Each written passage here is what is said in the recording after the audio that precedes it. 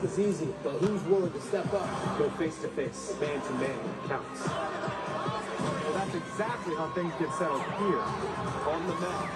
Real American Freestyle, exclusively on Fox Nation. Make your moves. Look at this. You got the MLB All-Star Game in Philadelphia. You wait 250 years, then throw a party so big with the best baseball players on earth, it needs its own zip code.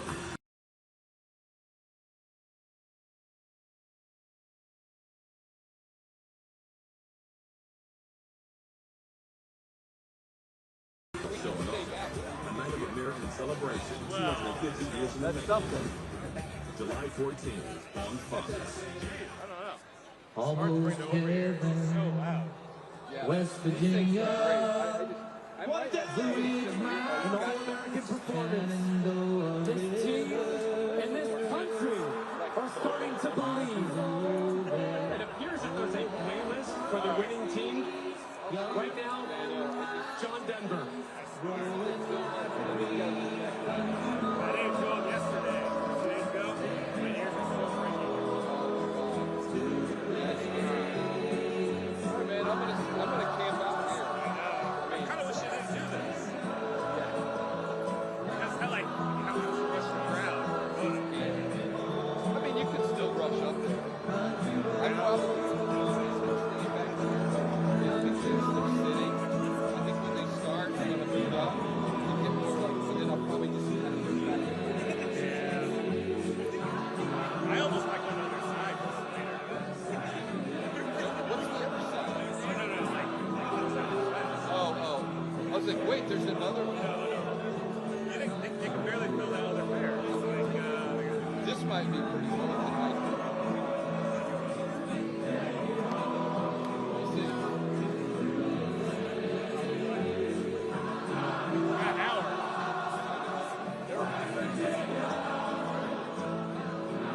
Okay, next time.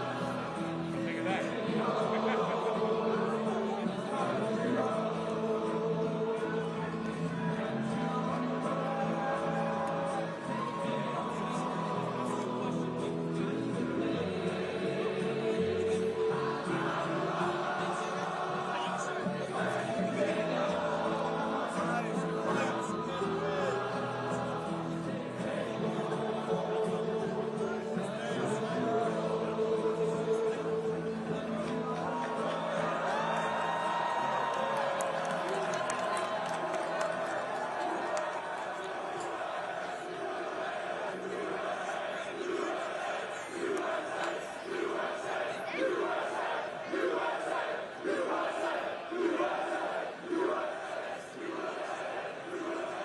Country Roads, that song debuted 56 years ago in a little Georgetown pub in Washington, D.C. by John Denver. Originally, it was written about driving through the state of Maryland, but West Virginia created a better vibe, so they went with it.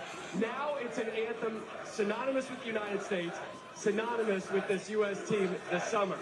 Their manager, the Argentinian, Mauricio Pochettino, really starting to lean into American culture lately.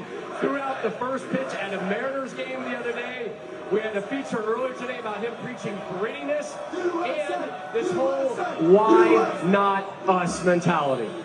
Yeah, when it comes to Mauricio Pochettino, we've heard him say, why not us? It should also be one of us in the way that he has gone about embracing the American culture, but also bringing in everything that he has and all of his culture and his past. I think he has brought in a necessary ruthlessness that I think comes from his Argentinian past, but I think he has married it with a sensibility and an understanding, and maybe most importantly, with the respect for the unique aspect of this United States soccer culture. We know it's not perfect, but I think he has fallen in love with it, and I think a lot of people have fallen in love with him. I will say this, though, to finish this up.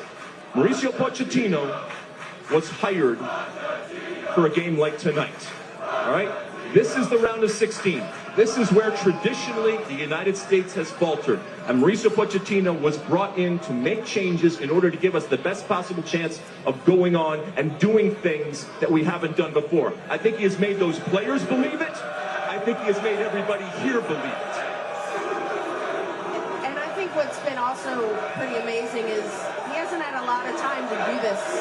He's had to come into a national team environment with short windows and implement his philosophy, but I think he learned quickly that he also has to brand it as an American philosophy as well. And to see all these fans here, I mean, I was just thinking how this has united our country, which is unbelievable in a time where we do need that, and it's been unbelievable to see, but I think it's just been amazing that he's kind of adapted to that and figured that out as he's gone, and this team is just a likable team, which is amazing.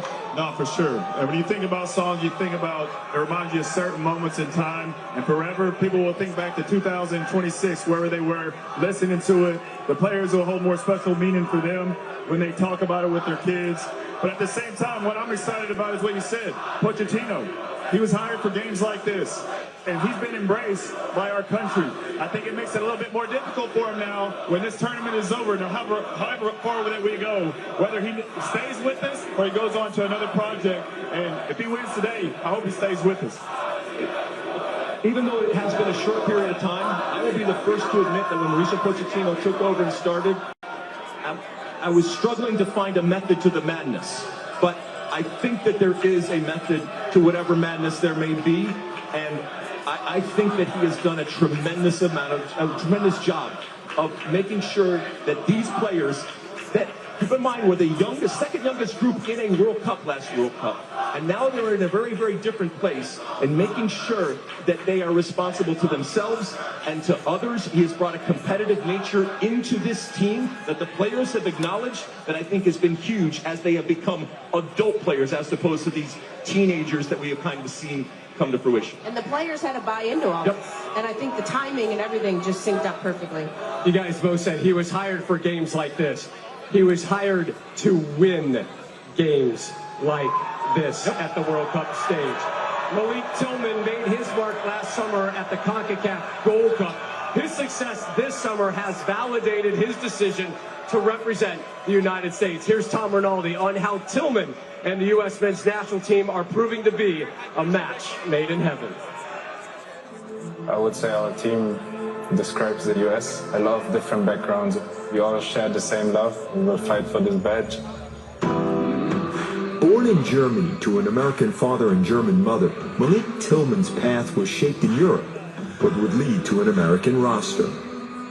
He learned the game through the vaunted Bayern Munich academy system, carrying him from boyhood to professional breakthrough. Tillman would also play in Scotland and the Netherlands, winning league titles and earning Champions League experience. But after representing Germany at the youth level, Tillman made a different choice, committing to play for the U.S. men's national team in 2022. Since making the switch, he's become a key part of the team's midfield, attacking, contributing, and in a defining moment, delivering. Tillman delivers for the United States. Now he hopes to carry the U.S. even further. Malik Tillman, competing for the cup.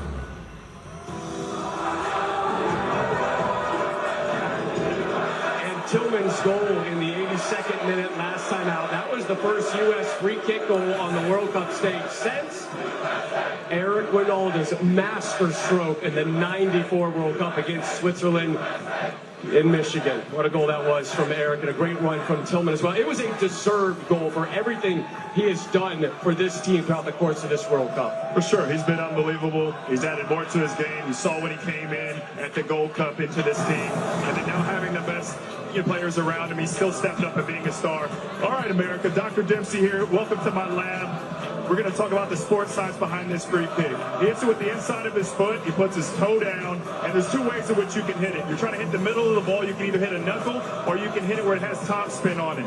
And he decided to go a little bit underneath the center of the ball, and it has a little bit of top spin, which allows it to get up and over, which is a technique you need to use when you're that close to goal. Reminds me of Gareth Bale when I played at Tottenham. And for me, he just executed this perfectly. Maybe the keeper could have got to it, but hey, I'm not worried about about that. He put the biscuit in the basket. It's good to see us scoring free kick goals again in major competitions. And not only the goal, just the stuff he's done off the ball is unselfish running and his work defensively. That's why he's been one of the stars for me. How many? I'm pretty impressed with that. How many goals have you scored like that? Using that technique, not many, but I scored my fair share. Everybody, go check out YouTube. What has Malik Tillman meant to this U.S. team this summer, Lex? There's an element of an unsung hero because some of the work that he does can easily go unnoticed. I love the fact that you referenced last summer where he kind of came in and everybody said, wow, this could be a possibility, while the team was still going through a transition. And when all of the other players came in, he didn't miss a beat. He came back in and not only was able to prove that he is a starter, but he is vital in terms of the work ethic that he has, in terms of the smarts that he has to get out of situations, to double down, to help, and to get into the offense. Believe me, the goal is wonderful, but even without the goal, he would already have had a wonderful World Cup. This is just kind of a cherry on top, if you will. But the work is not done. If you were watching this game, you will see him show up at places, help out, win balls, get in channels, and even at times be creative in the attacking phase. Look, and I think it's vitally important to have a player like him in your midfield. He's a complete player, like you said. The work he does on and off the field, the creativity, the calmness. But this is going to be a really difficult side to play against. And then you've got subs coming off the bench, Bruyne coming into the midfield. So it's going to be a good test for him, but he's been fantastic. I'll turn it along. He has been so fun to watch, whether he's starting an offensive break or breaking down the opposition's attack. Malik Tillman has been integral, and that goal helped the U.S. snap a 12-match winless run against European opposition. Weston McKennie and company try to take down another European side. 9th-ranked Belgium is coming up in just about an hour from Seattle Stadium. Massive crowd waiting to get inside the stadium. Hour 2 of the pregame show on the way. More on Flo Balogun's return. A look at our starting 11s, and there's a surprise, a couple from Belgium, and how this nation has become obsessed with the U.S. team.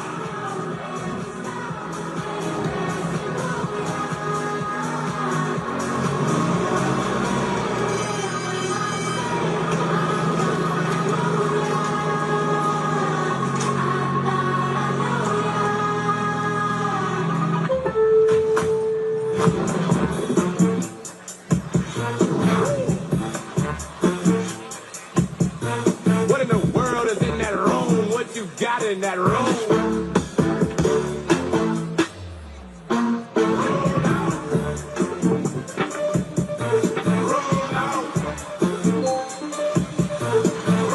There's no place like Lowe's. Celebrate 250 years of America, all across the country. Experience all 50 states at the Great American State Fair, June 25th through July 10th. Then join in the biggest 4th of July celebration the nation has ever seen. Be part of history. Celebrate America. RSVP now at freedom250.org. Welcome back, guys. Let's go. July 15th. Don't miss the return of the top 16. It looks like the brownie from a bake sale. MasterChef Global Gauntlet returns after the World Cup on Fox. Toyota Tacoma and Tundra are ranked the top 2 in resale value of all vehicles by Kelley Blue Book.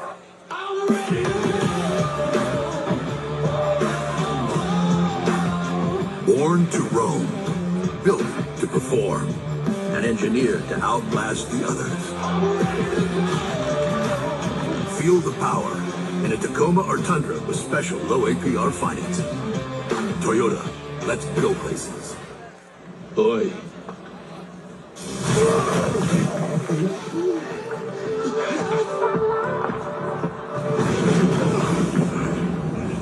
Hello, I've got a delivery. I'm gonna leave this here.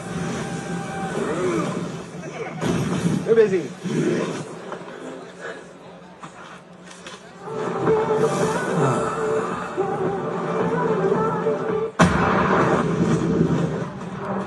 Hey, got camper of the week. Wow, that's a big deal. We got a big deal too. Right, Mom? Okay. See that brand new Hyundai Santa Fe over there? We only paid. Listen, cut. Nice. Enjoy your new car. Feels so right, it almost feels wrong. The Hyundai Getaway Sales Event. Get 0% APR plus 0 payments for 90 days or 1.9% APR for 72 months on select models. Visit your local Hyundai dealer today.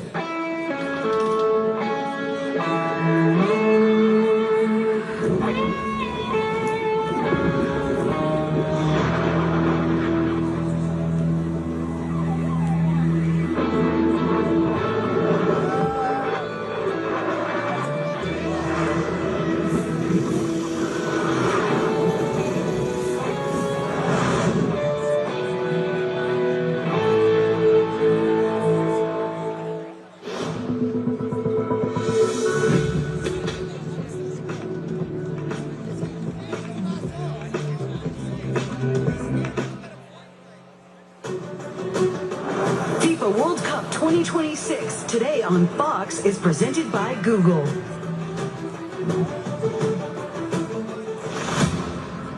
The U.S. is down to 10 men. Bosnia and Herzegovina feeling momentum. You can cut the tension of the atmosphere. Des, can he turn now? He was being held back. He felt his shirt was told that it was. The referee's going to get a free kick just outside the mark for the U.S.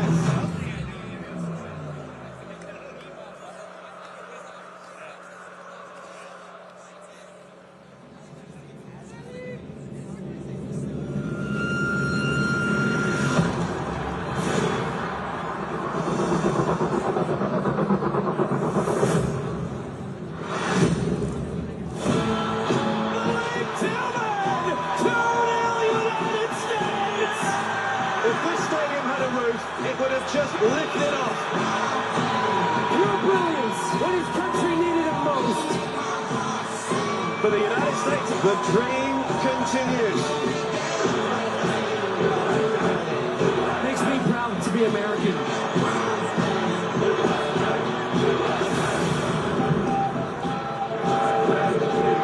It has been a wild ride, and no better place to light this American rocket ship than right here in Seattle, Washington. A sun-kissed scene today in the Pacific Northwest. U.S. fans out in full force, hoping the red, white, and blue can book a quarterfinal showdown with Spain in L.A. But first, it's another European test. 5 days ago, the U.S. snapped a 10-game losing streak to European opposition as they shut out Bosnia and Herzegovina.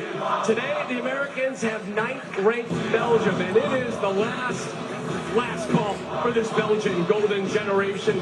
Big-time talents like Leandro Trossard, Kevin De Bruyne, still getting it done for the Red Devils, but De Bruyne starts on the bench today. We welcome you to day 26, game 94, and welcome to home field advantage, Seattle style.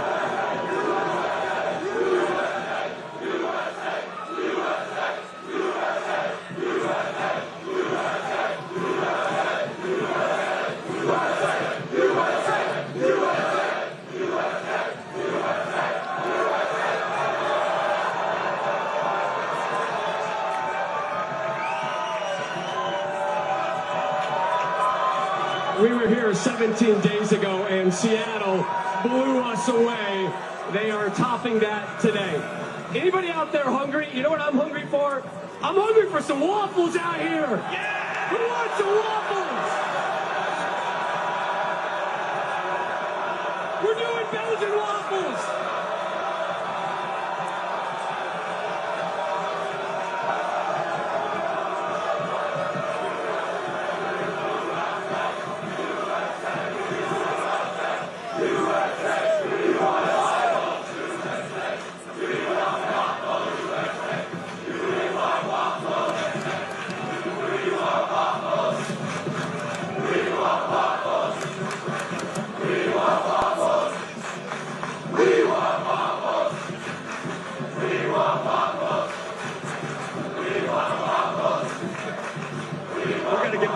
We got to get that going in the stadium today. Never did I think a "We Want Waffles" chant would take place at a U.S. soccer game. Thank you, Seattle. Waffles do hit the spot sometimes now. So glad you're here with us today from Seattle. Rob Stone, U.S. Soccer royalty, Carly Lloyd, Clint Dempsey, Alexi Lawless here with you. 26.4 million people watched the U.S. beat Bosnia-Herzegovina on Fox just 5 days ago. The most watched soccer telecast in English language U.S. history. Remarkable numbers. This team and this nation, Lex, have connected like never before. Yeah, it's been wonderful to see. America wants to celebrate America, and I think America is looking for ways to celebrate America. And I think they have found it through this team and through this World Cup. And, you know, again, as an older guy, yes, it makes me feel incredibly happy and proud with what I see. But I also think that it's the way in which this team, and I can even call them a team, have supported the team on the field. And they are as important, believe me. This isn't just me saying that because they're here. They are important because of a number of reasons, not the least of which is this is an American culture. This is an American community. This is an America that isn't going to settle. This is an America that isn't just happy to be at a World Cup. This is an American soccer culture, my friend, that is greedy, that wants more. And the reason why they can justify that greed and that type of notion is because of the quality on the field.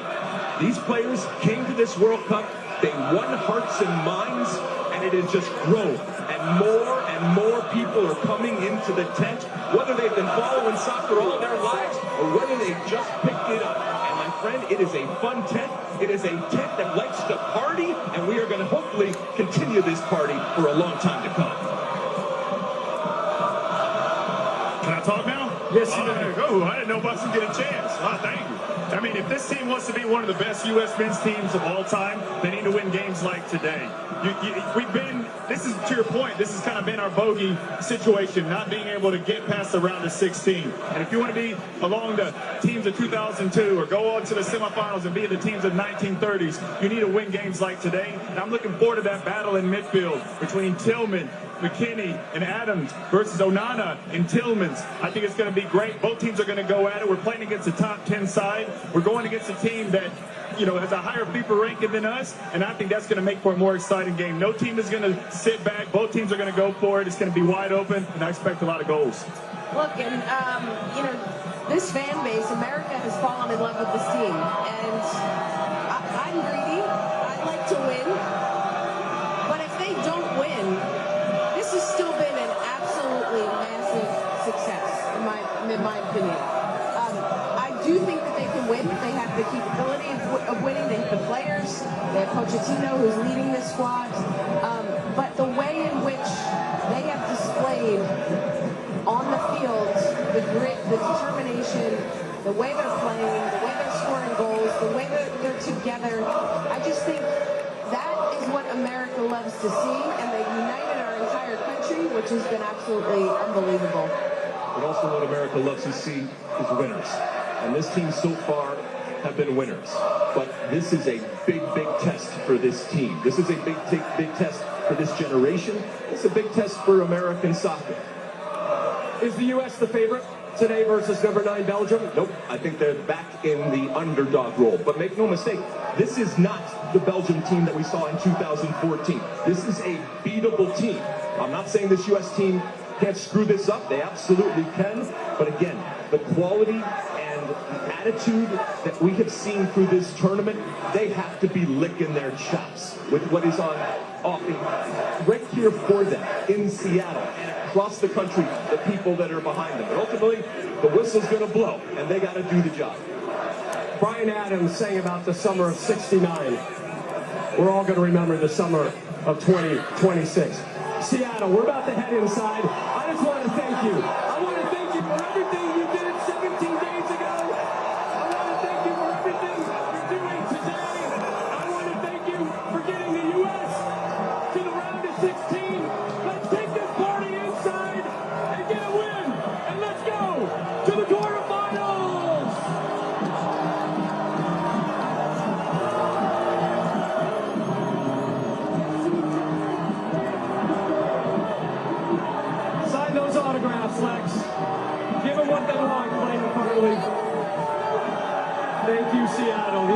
looking to set up a quarterfinal date with Spain, who took care of Portugal earlier today. 2 confirmed matchups already for the quarterfinal round. France, Morocco, Boston. That one on Thursday. Norway, England square off in Miami on Saturday. 2 co-hosts, Mexico and the Canadians, they have crashed out. Can the U.S. avoid the same fate today? Here's a look at the rest of today's team. Just behind us inside the stadium, Rebecca Lowe, Thierry Henry, Zlatan Ibrahimovic. Match announcers, John Strong, Stu Holden, Emmy winner Tom Rinaldi, and Jenny Taft, who's been embedded with the U.S. team throughout this impressive run here at the World Cup. It's a moment 32 years in the making. The United States on home soil. It's the United States on the board! There's your 2 stars, America. The Americans are here. But it's Bruyne who punches it home. And the building shakes in Seattle. They are marching on to the knockout round. Turkey score the winning goal. Full steam ahead. Go make history. Has changed the game completely. Yes, can be red card. What is country needed the most? Your brilliance. Down the man, but up 2 goals. The United States in Seattle for the 2nd time at this World Cup. If they prevail, the Americans would head to LA to take on Spain. They've already had 2 matches in the LA area. The second match will be in Dallas. Tournament conclusion Sunday, July 19th. Inside New York, New Jersey Stadium. Back in 94, when the States last hosted the World Cup. It was not a curiosity for the U.S. fans.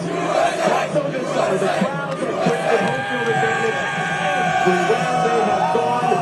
Flo Balogun being available afforded Mauricio Pochettino the chance to repeat the same 11 from the last match. We'll talk about it. USA! USA! USA! USA! USA!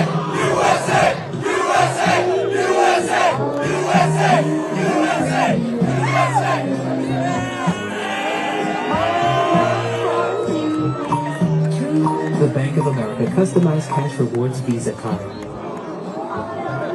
for life's rewarding moments.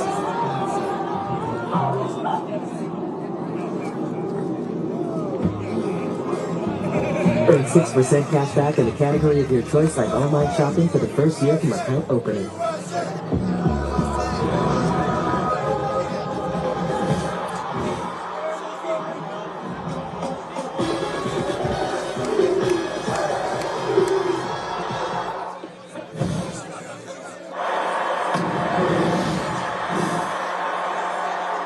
This summer, the Cup is bigger than ever, and DraftKings has you covered wherever you live. Every match, every goal, every iconic celebration that gets blown out of proportion by the international media. Pinkies up. New DraftKings customers, spend $5 and get $200 in total bonuses, and get in the game nationwide with DraftKings. Now live in all 50 states. The crown is yours. Hi, I'm Katie from Long Home. We're lighting up your summer with red, white, and huge savings. It's the Long Home 4th of July flash sale. Get a brand new bathroom remodel for as low as $149 a month, plus a free mow and shower head upgrade, a $2,000 value. The Long name has been trusted for 4 generations to transform homes just like yours. Don't wait. The 4th of July flash sale ends July 11th. Call Long Homes, Maryland, D.C., and Virginia's #1 home improvement company. Because trust goes a long way. We invited passionate soccer fans to push Nissan vehicles to the limit, just like they do with their teams. Further proof that the Nissan lineup is tested and trusted by the toughest. Hurry in to bring home a winning offer at the Nissan Summer Sales Event. Now well-qualified buyers get 0% APR on select model trims, or get Sentra starting at just $22,600.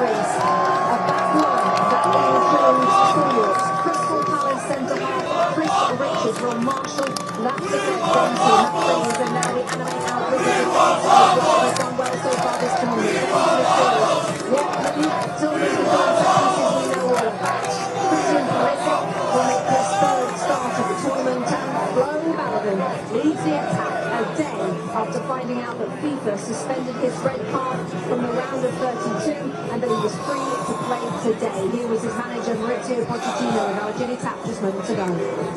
Mauricio, with the Ballo news and the last 24 hours, how have you kept this team focused and not distracted by the outside noise? Well, outside is outside.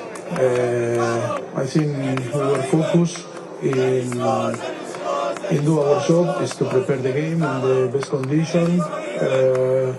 Of course, to have all the players available always is a good news. Of course, to be or to have the possibility to have Ballo again with us and being available is important for the team. What does Ballo specifically mean to this team, bring to this team? Well, I think he scored 3 goals, and I think he's doing a fantastic job. Well, that's why it's good news for us, and I think it's important for the team. I hope that today he can show his quality. Let's talk their opponent, shall we? In goal for Belgium, and the man many see as the best in the world in his possession. He's got 20 World Cup appearances today, tied in with Kevin Reese for second among goalkeepers, behind only Bruyne. So let's have a look at the starting lineup for Belgium. Romelu sits behind Brandon, McRae and Nathan Bruyne. Yuri Tillemans scored the latest goal in World Cup history last time out against Senegal. Leandro Trossard has found the back of the net twice at this World Cup. And Lukaku scored twice against the US in a 5-2 friendly victory in March. He's surprisingly got to start today. Kevin De Bruyne, Lukaku and Romelu all available on the bench. Let's show you the United States players coming up to warm up.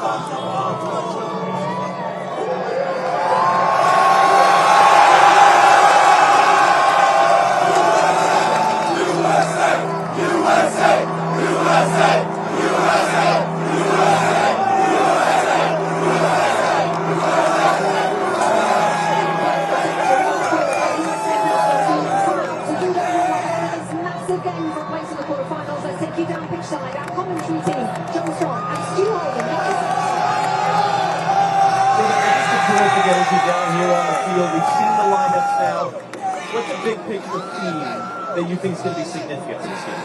The game is 90 minutes. The U.S. are going to have to play all 90 minutes absolutely dialed in. And one of the things in Rudy Garcia's team selections, and Kieran's talking about this as well a little bit, they have a lot of options off the bench, but I think in the first half really trying to match the athleticism, the intensity, and the energy at which the U.S. will play with. This is a game at this stage in the competition that we have seen so far. Can't make mistakes, you will get punished. As the U.S. team facing the best team they will face in this sport.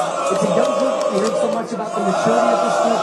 We will see how mature they are in game management. But go get that early goal, because I think the team that scores the first goal tonight wins the game. 90-minute game, and as Mauricio Pochettino reiterated to us at practice yesterday, they're going to have to win this as a whole group, not one player, whether that's Belgium or someone else. We're so excited for this, Rebecca. Back to you. USA! Thank you very much, and we have gone from 3 to our normal 4. Alexi Lalas has praised the crowd. Beautiful. I miss you guys. When you run out, it's going to attack the ball, especially for you, my friend. But let's go. Yes, we on the bench. Pick up a little bit. I know. I can just starting to work my way back. Romelu Lukaku of this team. Okay, let's look at the starting lineup for the US men's national team. Of course, Balogun starts, unsurprisingly now, but we have the new picks today. Very few in this squad. This is about as strong as you can hope for at this stage of the tournament, isn't it? Breaks itself when it comes to this 11, and rightfully so, because to your point, this is the 11 that has played the best. We also have Christian Pulisic, who has had a little bit more rest and a little bit more time. We still haven't seen, as we talked earlier in the show, a Christian Pulisic definitive type of game. It would be great to have it here today, but as you guys have been talking about, they are up against this Belgian team. I think for the first time in this tournament here, we're going to see the U.S. playing a team where the U.S. is not back in that underdog role. All right? I think that's a good thing. They're comfortable in that. It doesn't mean that they're going to overrule by any stretch of the imagination, but they're going to have to be patient through this game. But this is the 11th. This is the 11th of the U.S. There's plenty of talent on the bench to come off, and we'll see how the game starts and how it goes against this Belgian team that's going to ask questions of this U.S. maybe in ways that we haven't seen yet in this tournament. Well, certainly in ways later in the game as well, when they have all that strength to come off the bench, and the likes of Jeremy Doku especially. Satan picking out a player that you know really well in the heart of that midfield, but also he's everywhere, all World Cup long, Weston McKennie. Mr. McKennie is probably the player that Pochettino trusts most. He has been starting every game. He's a box-box player. He's a guy that runs a lot without the ball, gives support to the strikers. He's back to the defense when he needs to defend. And he's a player that doesn't get a lot of credit, but the players knows and the coach knows what he means to the team. And this is what he has been doing all the tournament. And he can score goals also. That's the important quality for a not holding but a box-box midfielder. So he's an important piece for Pochettino. Another important piece is the man they didn't think was going to be able to play today until yesterday when they found out Flo Balogun could play. So talk us through, and we're going to have a look at some examples as well, Thierry, that you've picked out of what Flo Balogun brings. Like they said, don't hate the player, hate the game. He's on the field, he's going to play. So no, what he does is he runs all the time in beyond, and I love that. Any strikers out there, if you're looking at this, please do it. And Zlatan, we've been in that situation. We're going to highlight Balogun here, as you're going to see. Boom. Making that first run. He would have been available. He's running. He's like, hey, play me. Usually what do? Usually striker, we complain. Yeah. We say we don't move again. Now, he's moving again. Watch. He's always alert. He doesn't get it again. Doesn't matter. Watch. He never, ever stops. Look at that one. Same thing. He's always asking for the ball in behind. Always moving. Look at what Bosnia is doing. They're dropping.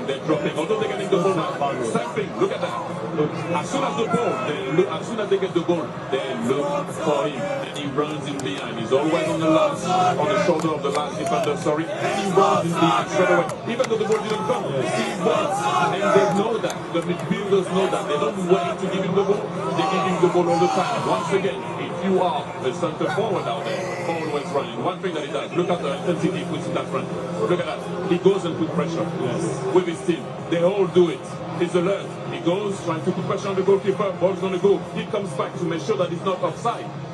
But watch what he does. As soon as they get the ball back, he runs in behind. Not a lot of grass, but still gets the ball, finishes, and he celebrates like LeBron James. And he's in it. The USA and believe with that guy on the field.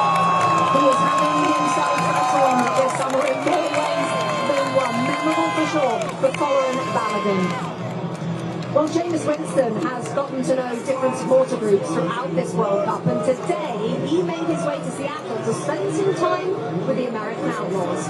Let's see how that one went with Jameis on Fox, sponsored by Coca-Cola. The troops are ready. The horses are prepared for the battle of victory is coming from the Lord. Our USA men's national team is ready to go for battle with Belgium for this knockout stage. Down to 16 match. A historical day is coming to play. We ready? We heat up our souls right now to heat us up some Belgium hot chocolate. I hope you're ready. I hope you tune in. It's going to be a masterpiece. A W safety. Let's go USA. Let's go USA. Massive crowd expected at Seattle Stadium. It is the US against Belgium, a quarter-final spot on the line. The winner books a date with Spain. This US team set out on a mission this summer to captivate the nation. And coming up, we examine why Mauricio Pochettino's men are succeeding beyond anyone's imagination. Back in a moment. FIFA World Cup 2026 today on Fox is presented by Google.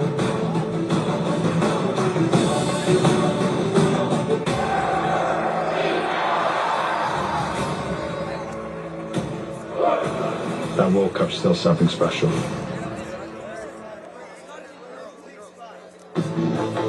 When you buy an all-new Toyota RAV4, you're not just getting a great deal on a reliable vehicle today. You're getting the comfort, tech, and style you deserve in efficient plug-in hybrid and hybrid options, both with a total range around 600 miles. And as a KBB Best Buy for 2026, it's recognized as one of the smartest values on the road today. That's Toyota affordability. Buy smart, drive for less, and trade for more. Toyota, let's go places. Termites, they never wait for an invite. They just enter your home, then chew and bite. By the time you notice, your house is their meal. Better let Guardian Termite and Pest Control take the wheel. To find out what these uninvited pests really reveal, our trusted technicians detect termite infestations fast and use advanced treatments that last. Get 10% off a full termite treatment today and keep those critters away. If something is bugging you, call Guardian Termite and Pest Control today. Visit guardian-pestcontrol.com.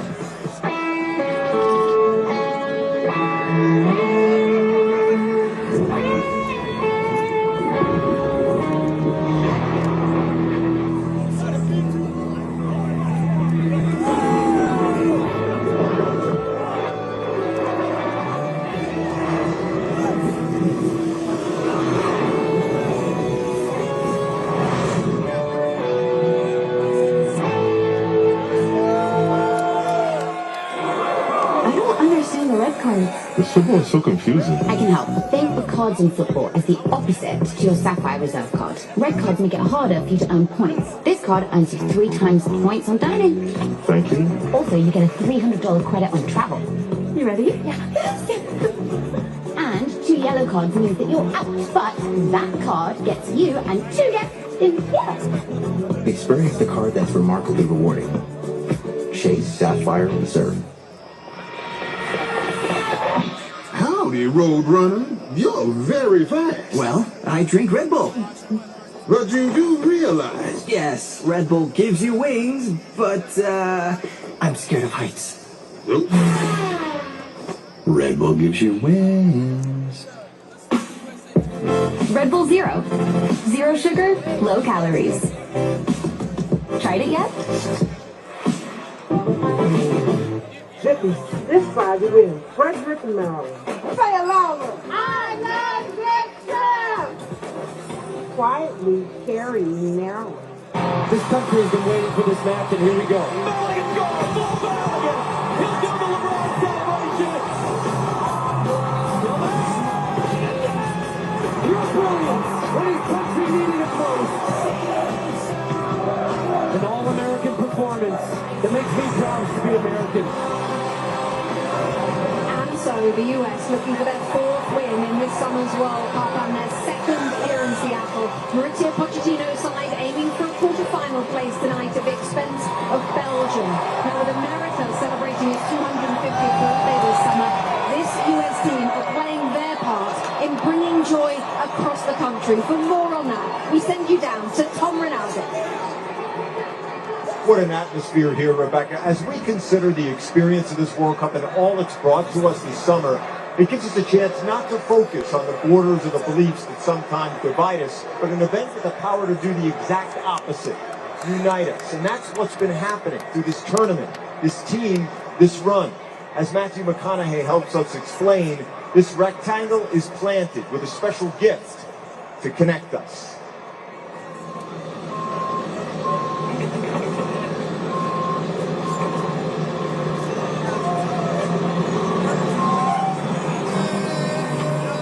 Planted in our earth, rooted in our soil, but with the practice of patience and the care of cultivation, through weather, labor, and time, the blades of grass form and then transform. A sod farm to a playing field, piece of countryside to a beckoning stage, a patch of land to a common ground. Oh, but watch how it grows into a turf that supports the weight of a nation's hopes.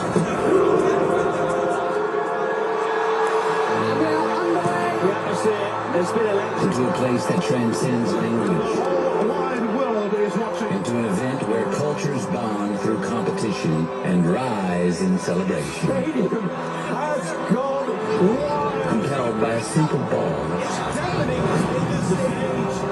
and a beautiful game. The timing is Changed the game completely.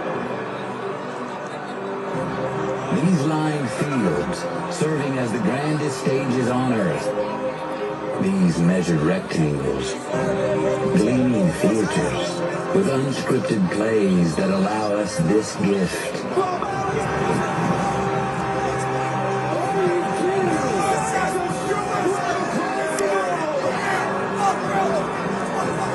An emerald canvas where every chant has a place in our human chorus. Daring, dream, and wish. Why not us? For a common goal, a common good, upon our common ground.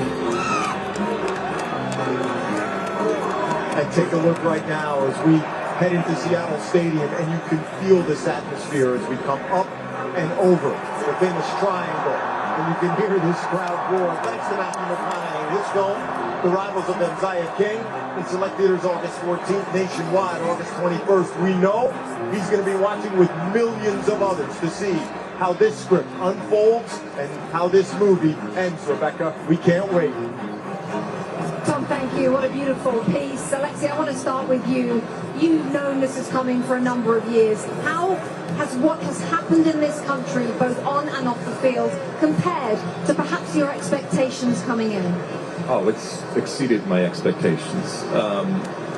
You know, when I think back 32 years and what America was as a soccer country and culture, you know, as the saying goes, you've come a long way, baby, and we certainly have. It's kind of like you see a band when they're first starting out in a club, and it's, you know, it's raw and it's almost intimate, and then you see that band grow and grow and grow, and next they're playing a stadium, and they're two completely different experiences. They can be incredibly impressive, but they're different.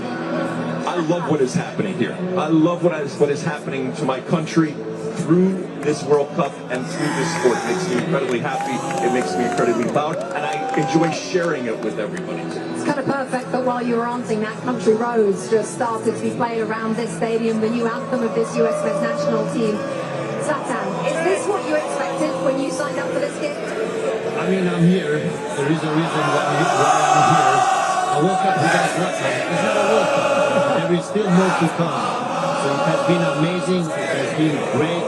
This is all about what the World Cup is. So bring the whole world together. Everybody's welcome, and it's connecting everybody. So that's the beauty with World Cup. Thierry, you've lived in the States, you've played in the States, you've managed over here too. Did you think this, not just here today, but what we've seen over the last 3 to 4 weeks, with not just the USA, but all the teams and all the fans, did you think it would look like this one day? Yes. And I've been saying it for a very long time. I said it since December. This country is a sleeping giant when it comes to football. I will say football. This country is a beast. But you need to go about it the right way. You need to believe that you can. I've been saying it for a very long time. This country, usually when they touch a sport, they usually dominate it. And I know, I've been saying it for a long time, since I've been here, since I left, when I'm in Europe, I always say to people, do not sleep on the US. Do not. But do they want to wake up? Do they want it? Do they believe in it? That's a different ball game. I always did. And I always did say, when I'm in Europe, oh yeah. But you have to go about it the right way. And have the right foundation. There's a good foundation right now. Hopefully you can build on that. I always believe that I will never change and not stutter. This World Cup has given us as Americans a view through the lens of others as they see this country through the World Cup, and it's given us perspective, and I think maybe even some appreciation, and then obviously the people that have visited the country, hopefully they have a completely different perspective when it comes to what we are as America. A huge choir belting out Country Roads before kick-off as we edge towards this game between the USA and Belgium. The first North American World Cup in 32 years, by the way, smashed in attendance We've already got past 6 million marks, and 96 fans certainly doing their part. The stadium is going to be packed to the rafters with US fans today. Can their presence push this team into the last 8? We will pick out our players to watch ahead of this one. 21 minutes to go.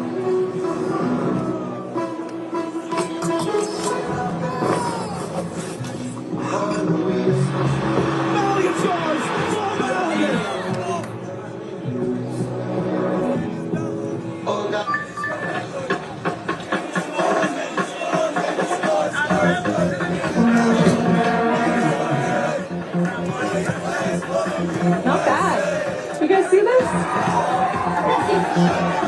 Control the ball. Cut off my foot. And it's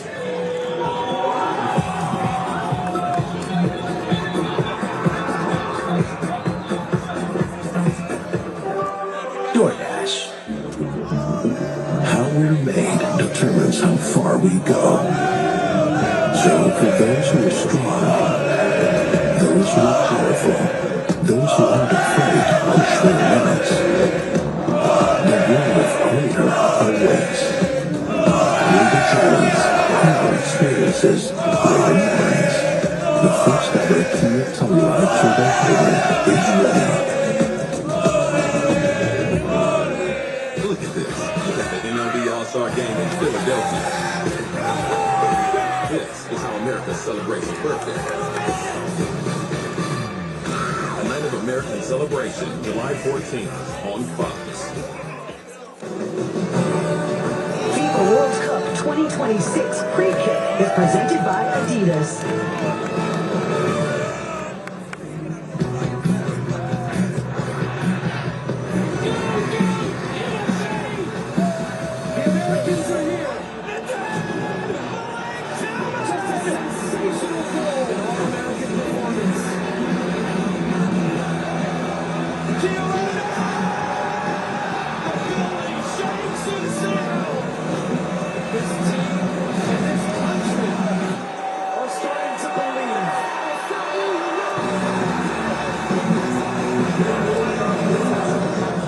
2002 is still the only World Cup that the US has played a quarterfinal match. A win today and they're back in the Elite Eight. Let's check in once again with Jenny Taft. This game will demand the highest version of ourselves. That's one of the many messages from Mauricio Pochettino to his players before this match. I've had a close eye on Folarin Balogun, available to play starting tonight. He didn't want to chat with me before this one, saying he wanted to let his play do the talking and talk after the match. But his players tell me he is ready for the moment. Some are calling this the biggest game ever for U.S. soccer. Tim Ream told me the moment you say that, you become distracted. I asked him about the last 24 hours, the highest of highs, Balo's back, criticism from the outside. He said, we are so close. We are a family. Nothing can get in the way of what we plan to do. Continue to make history.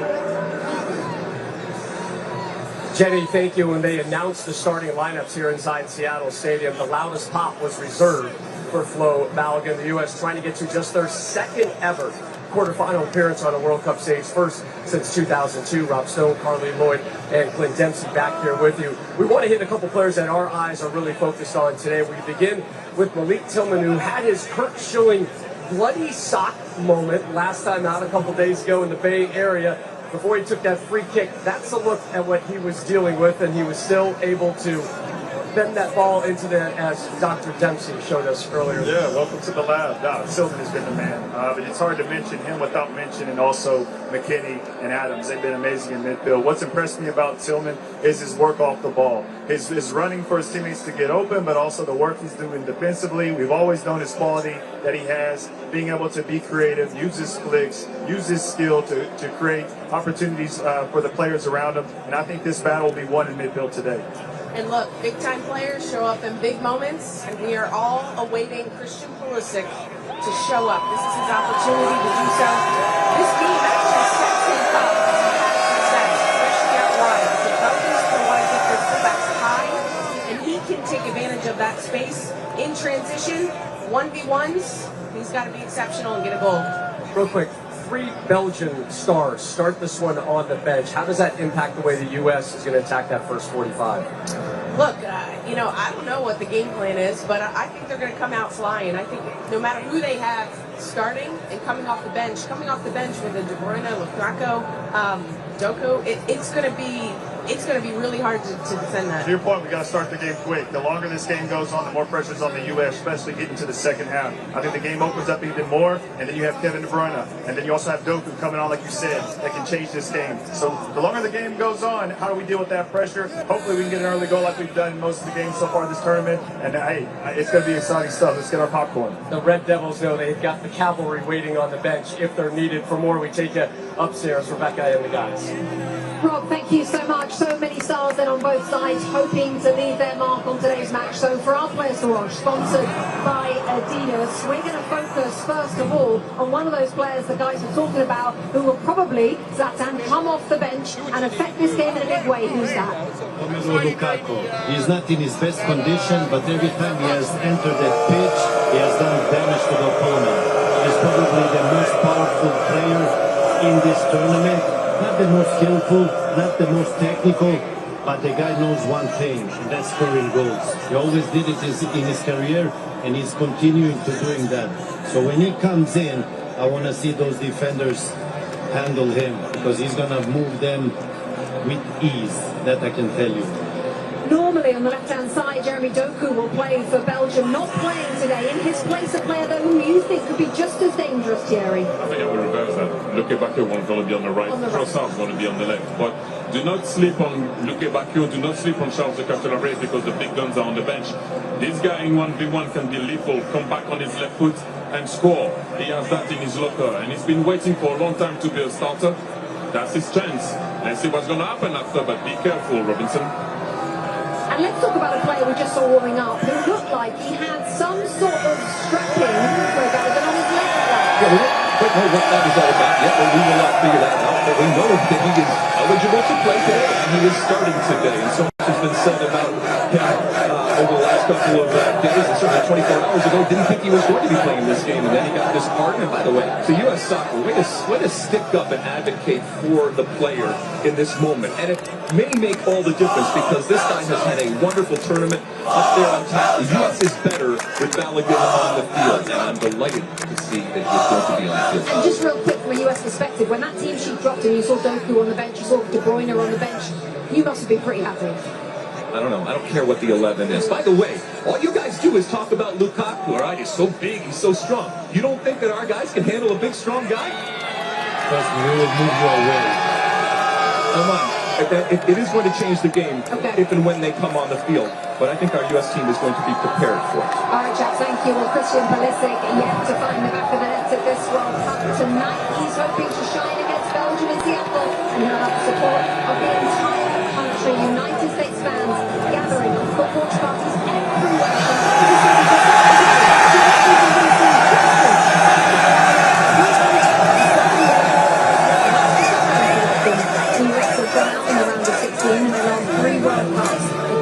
To break that pattern today. In just a few moments, the teams will be out, and we will bring you the national anthems.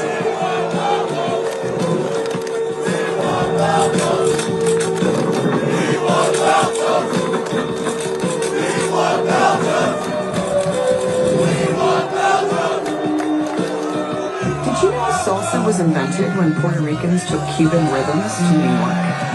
Brazilian Jiu-Jitsu was born when the Japanese took Judo to Brazil. When North African frying traditions met Spanish stew, Spain made the true. After Jamaicans took their sound systems to the UK, the world got behind. And this is what the world gets when 48 nations meet to play one beautiful game.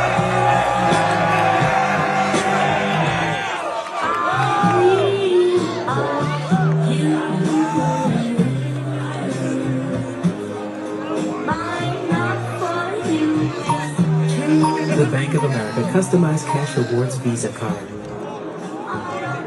For life's rewarding moments.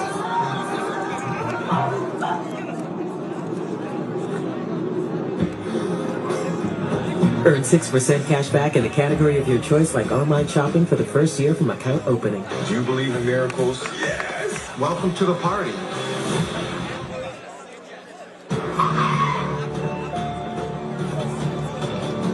Hi. You okay? Yeah, just changing up my look. See that? I gotta lay low. See that brand new Hyundai Tucson? I only paid. Huh. Well, you look stunning. Enjoy your car. Feels so right, it almost feels wrong. The Hyundai Getaway Sales Event. Get 0% APR plus 0 payments for 90 days or 1.9% APR for 72 months on select models. Visit your local Hyundai dealer today.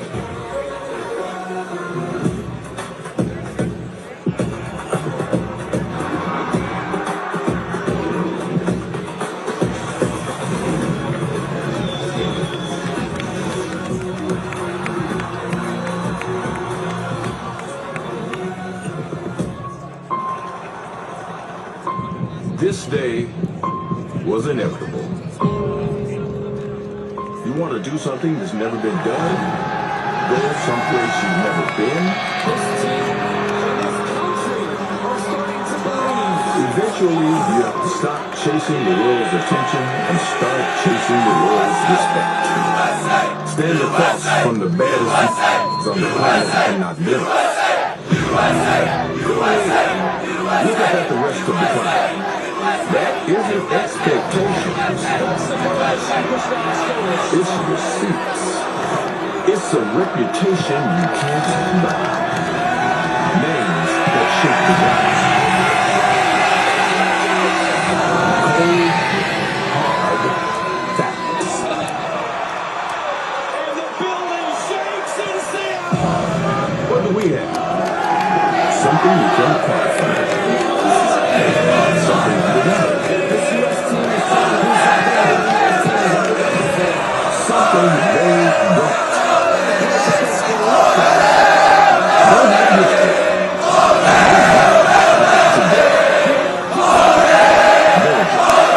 The USA.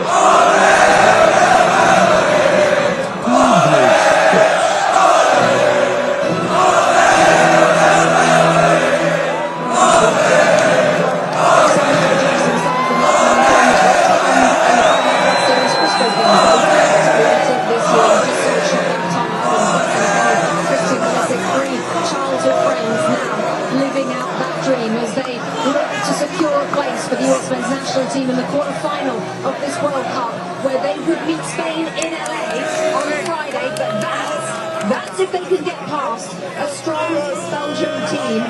This tournament, Belgium don't know when they're dead.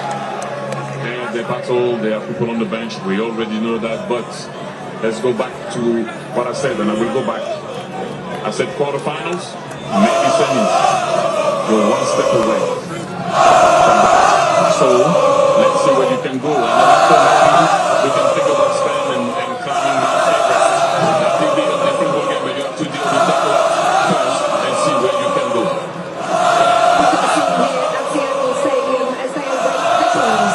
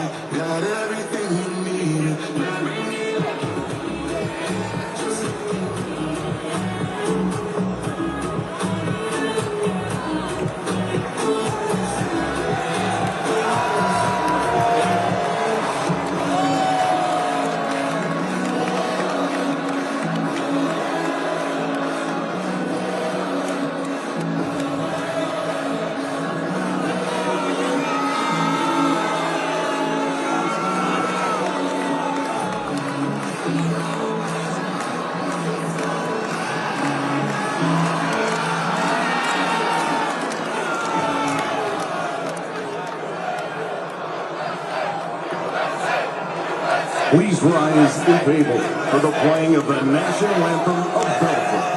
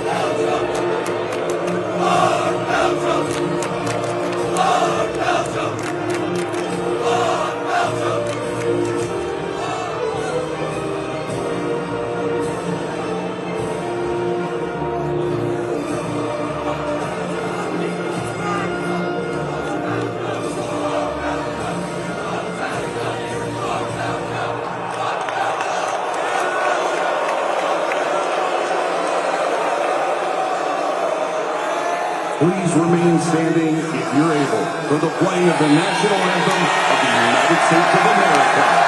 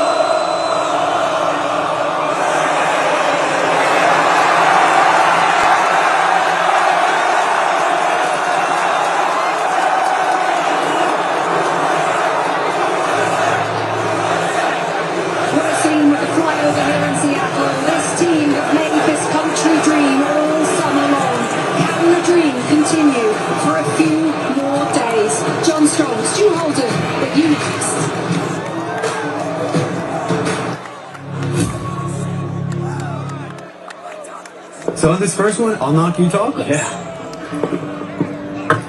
Hi, I'm your neighbor. We're having a watch party. Would you like to come? Sounds like fun. Yeah. Hey, Alec, what's up? Hello, welcome. Come on in, guys.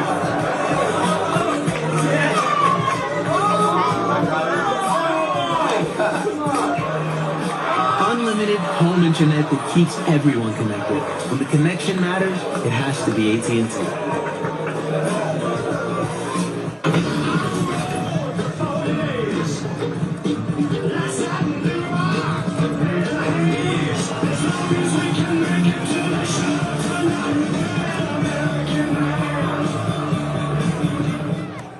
Turn back time when you're injured with Valvoline Restore and Protect, a first-of-its-kind motor oil that removes up to 100% of engine-killing deposits and protects against future damage.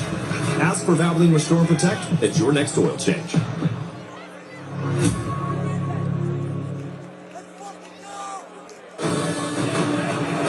FIFA World Cup 2026 on Fox is presented by the Home Depot. Here we are again, same Seattle sunshine, same incredible atmosphere, but a very different game with a very different edge this evening. It's the round of 16. It's win or go home at the World Cup between the United States and Belgium. No changes for Mauricio Pochettino. And that means Lukaku is back in the lineup. 3 goals for him in this tournament. Went off with the red card against Bosnia-Herzegovina, but he gets the start in this one against Belgium. United States in the round of 16 against Belgium. Doesn't get much bigger and better than this for these players that have been waiting for this moment. Matt Friesen goal only one goal against him so far in the tournament. This will be his biggest test. And here come the Belgians. A couple of changes for them as well, but most notably, it's who's not starting. Jeremy Doku, Manchester City winger, on the bench. Kevin De Bruyne, one of the best players in the world, on the bench. I think they've gone with a lineup that can match the physicality and the speed of the United States. Onana gets a start in the middle of the field. Lukaku on that right-hand side. Look out for him. He is dangerous. I expect Trossard to be on the left. Lukaku on the right, cutting into his left. And De Ketelaar gets the start up front. One other important name, Lukaku. Look out for him in the second half. This has been a wonderful 3.5 weeks. The way this team has played, and the way so many millions of you have embraced it, it's something Mauricio Pochettino has talked to us about a number of times.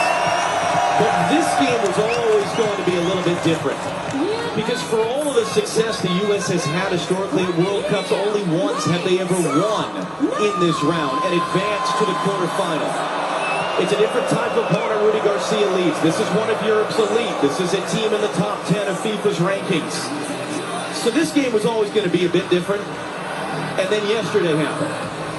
And that just adds a different emotional intensity. It adds a different scrutiny, both across this country of ours, but also globally as well. All the players can do, all they can control is how they perform. And how together this group is, how motivated they are to make real history. Because in the modern format of this FIFA World Cup, only once has a U.S. men's team played in a World Cup quarterfinal.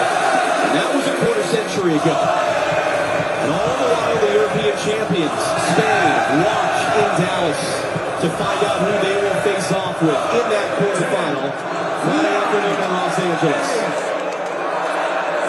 One of the very special days in the history of the sport in this country.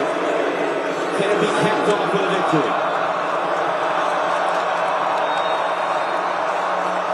And we are underway. It is the United States in the dark blue. It is Belgium in the very light blue.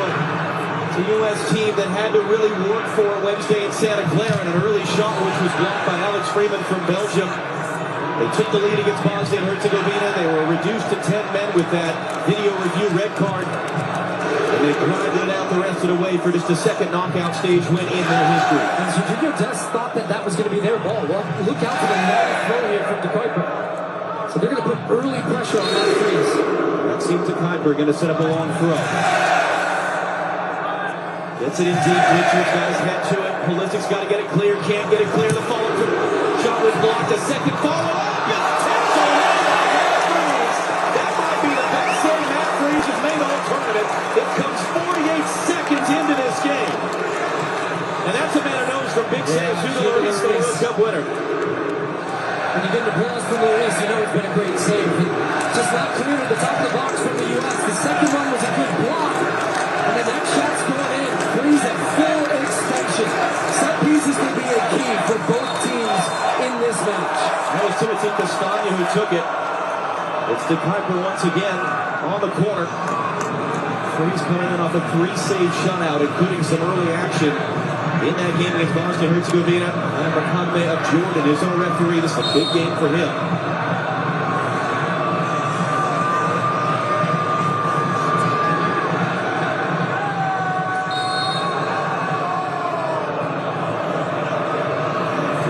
Dramatic build-up. Yeah, they ran too early, so he's trying to reset up this set play here.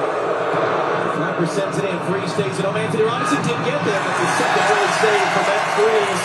Off the head of Tyler Shaw to Ketelaar. So it's a Belgian team. They were in this building a week ago. They were down 2 goals with 5 minutes left. It was the latest comeback in a knockout stage game in World Cup history. They forced extra time with Senegal. They won it with the latest goal in the history of the World Cup. So they're coming in a little bit battle-hard, maybe a little bit fatigued as well, potentially. You talked about the lineup changes. Overall, what do you expect? I expect that this is a game the U.S. are going to have to be locked in for 90 minutes. They passed. Did they get on the end of that quickly? Take a throw. He clips it up in the air. Tillman is not going to reach it out for a U.S. throw. And just a reminder, as we're trying to get our points in here, this game is going to be fast, intense, but it's exactly what you would expect from 2 high-quality teams. Belgium have experience. They have quality all over the field. They play in big games all the time. For many of these players on the field for the U.S. right now, biggest game of their lives. They've talked about the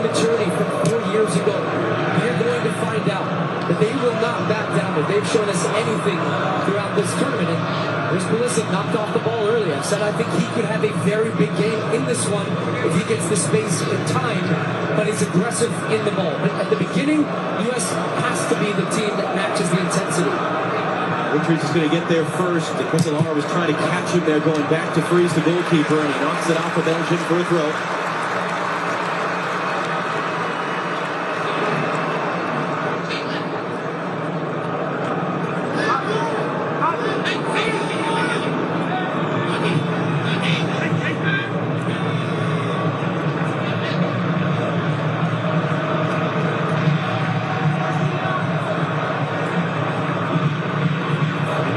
For Weston McKenna. Des also Carroll one knocked away by the second man through Onana. Osana taken immediately off the ball. McKinney early angle in, but it's not going to get there. Thibaut Courtois, one of the best goalkeepers in the world of his generation, his first touch of the ball.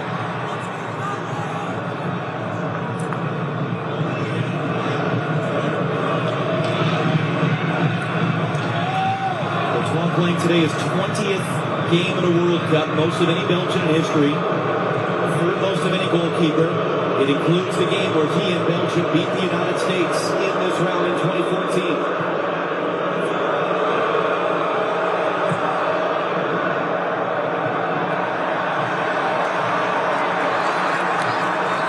That's first to that header from Freeman. Direct traffic, doesn't like what he sees for a Belgian throw.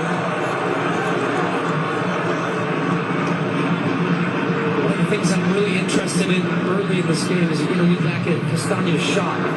The ball is bending. It's bending even more in slow motion. They freeze. What concentration, top hand up. And it had to be a strong hand too. That's a terrific save, and you get a better look at it on that replay there. US fans wanted a handball there. Tom Ronaldo said it really well before the game. The U.S. won with 10 against Bosnia, but today they played with 12. That 12th man is the crowd. And this crowd was one of the best we have experienced, and they will be important in motivating and pushing this team throughout the game. It goes by Goy, and it will run all the way through to Matt Freese. Don't underestimate the significance that early save for Freese. This is the biggest game of his life. Former college soccer player at Harvard, plays for New York City FC and MLS. 5 saves so far at this tournament, but none of the truly top-level category. That might have, in fact, be the biggest save he's made in his 19 games as the starting goalkeeper for the United States, particularly because it came so early. Listen to media pressure taken off the ball by Onana. Pulisic's lost his first 2 goals today. Yeah, just a couple touches that are getting a little sticky, stuck under his foot. Just trying to watch how the United States are looking to build and to break down this Belgian defense. McKennie really in possession is coming far wide and right. And you've got the wingers, the fullbacks on both sides pushing inside. Dest is coming inside to make space. I think, again, they want to find ways to get McKennie on the ball, but create, as they have done all tournament. U.S.'s strength in attack has been their unpredictability by moving players around and creating matchups that they want, all centered around Flo Balogun.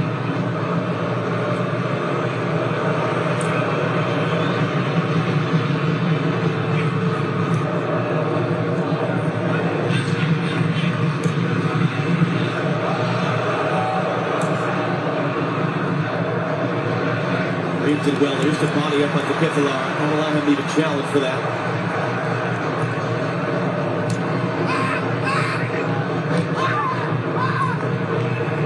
Freeman, the 21-year-old, very young player. Trying to show composure in big moments. That's another 50-50 call gone against the U.S. Lukaku now, slowed up by Tyler Adams. But he gets around Adams to the second opportunity. Wide to Castagna. Cross on the deck. It's missing. That was a wonderful look for Yuri Tielemans, who scored twice in the last game, and he just mishit it. They get away with one here. Pulisic stops his run, tracking back with Castagna here. He does the overlap, so they get the overload situation that they want. And Pulisic just stopped running with him and left Anthony Robinson 2 against 1. The ball was cut back. It was a great look for Tielemans, expecting him to just sweep that into the back of the net. But the first thing you see is just the difference now in competition. The athleticism of Belgium, closing down space, putting the U.S. under pressure. It's going to be important 1v1 duels. across the field, but you can't leave players and not make that run tracking back. You can't leave guys 2v1. There's been a hesitation, but he gets there in front of Lukaku, and those two collide. It's what we said. This is a different type of game against a different type of opponent from the prior four.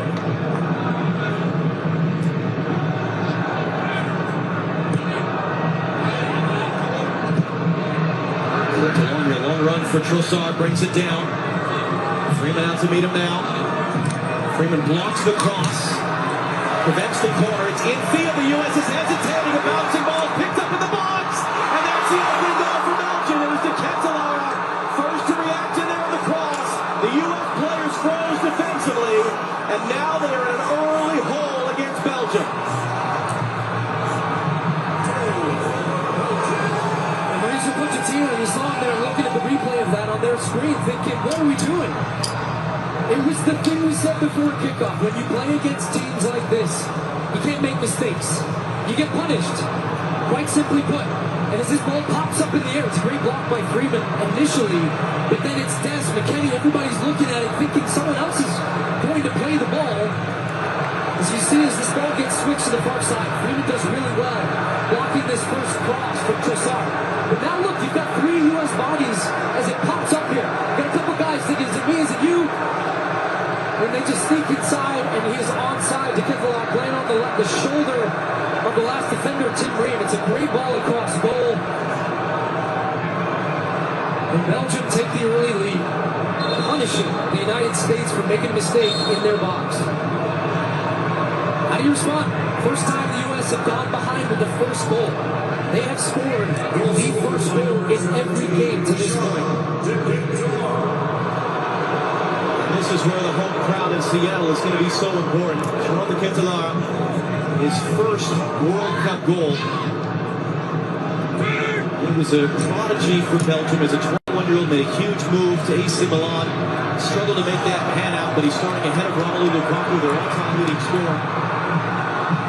So that's a huge moment for him individually as the pass is behind Destiny slips. And this is a key 5 moments right here for the U.S. to show some composure and work their way back into this game as the Ketelara is tripped up.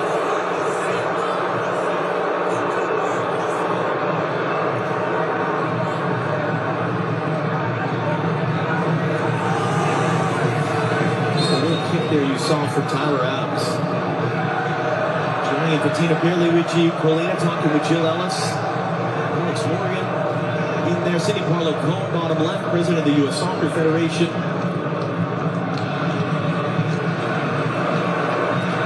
Look at that discrepancy. 6 shots to none in the opening 11 minutes. And we were so worried about the second half of this game. The U.S. has been the top scoring team in the first half at this World Cup. Can they get themselves going here? Good interception by Castagna there as Rain was trying to pick out Pulisic. And I think the other thing Belgium are doing well right now is they're not trying to play through the U.S. press. They simply said, look, we're going to force you out a little bit. We're not trying to find those little slip balls to Onana. We don't want to give the ball away in the middle of the field. And then they're playing direct and over the top, trying to test the back line of the United States. And so far it has been working. Freeman, good defensive work there. Trossard. They're going to score that goal against Australia in the game here a couple weeks ago. That ball's out of play. They do just look a little nervy, though, don't they? The U.S. Heavy touches, balls going out of bounds, turnovers in the middle of the field, a little bit late on some of those tackles. That's when you've gone from being the aggressor in every game, and you've had such a great start and an intensity, and all of a sudden now somebody's right up in your face. Richard just got hit in the face, and Chris Richards is down. Indispensable members of this team, one of the key leaders at the back, Birmingham, Alabama native.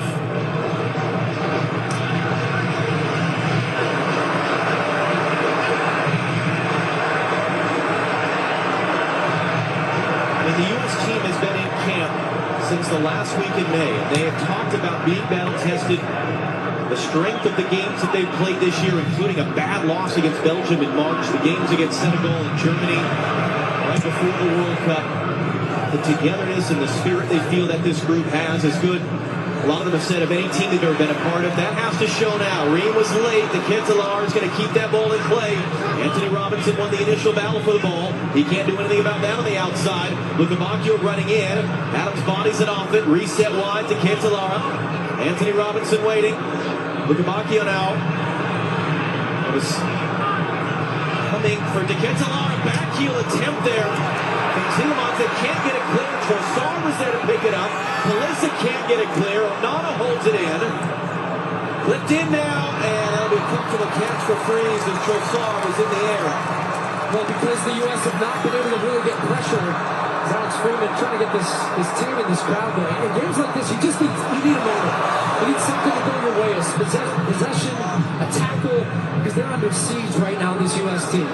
Trossard will line it up from a long ways out and put it over. But the point I was going to make is that because Belgium have so much of the ball in the attacking part of the field, and they're so comfortable in possession, they have fullbacks high and wide. They have numbers advantages all over the field. So now the U.S.'s best attacking players, as you look at the goal again, the Kentalar is not going to get many easier finishes than that, but that's just being in the right place, timing his run, staying onside, coming off that U.S. mistake. But the U.S.'s attacking players right now have to come back and track back and deal with these fullbacks. So Pulisic's doubling down, and Dest is coming back, so they're not a threat the other way. The U.S. need to have something attacking-wise that keeps those fullbacks a little bit more honest and keeps the numbers advantage in their favor defensively. Robinson for Weston McKenna, too far for him.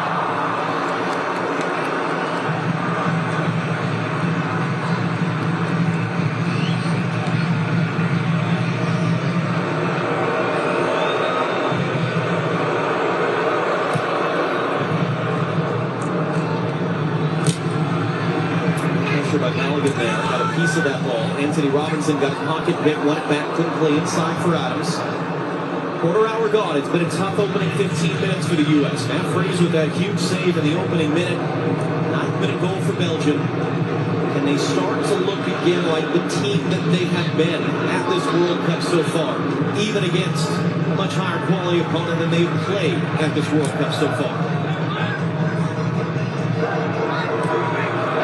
I think we're about 7-ish minutes away from the hydration break. Just looking at the U.S. defensive pressing structure, it's too easy for Belgium right now. It's basically Balogun against 3.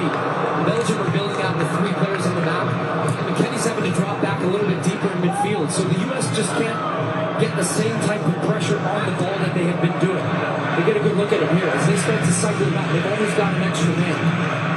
So Tillman did a good job stepping out that time and forced that long ball that has now resulted in an offside. They're going to have to adjust in real time, but I do think that would be the first real opportunity for Pochettino tactically to try to shift this a little bit. I asked Mauricio Pochettino yesterday, how do you win these type of games? He laughed and said, I don't know, I've never been in one of them. Ask me again after.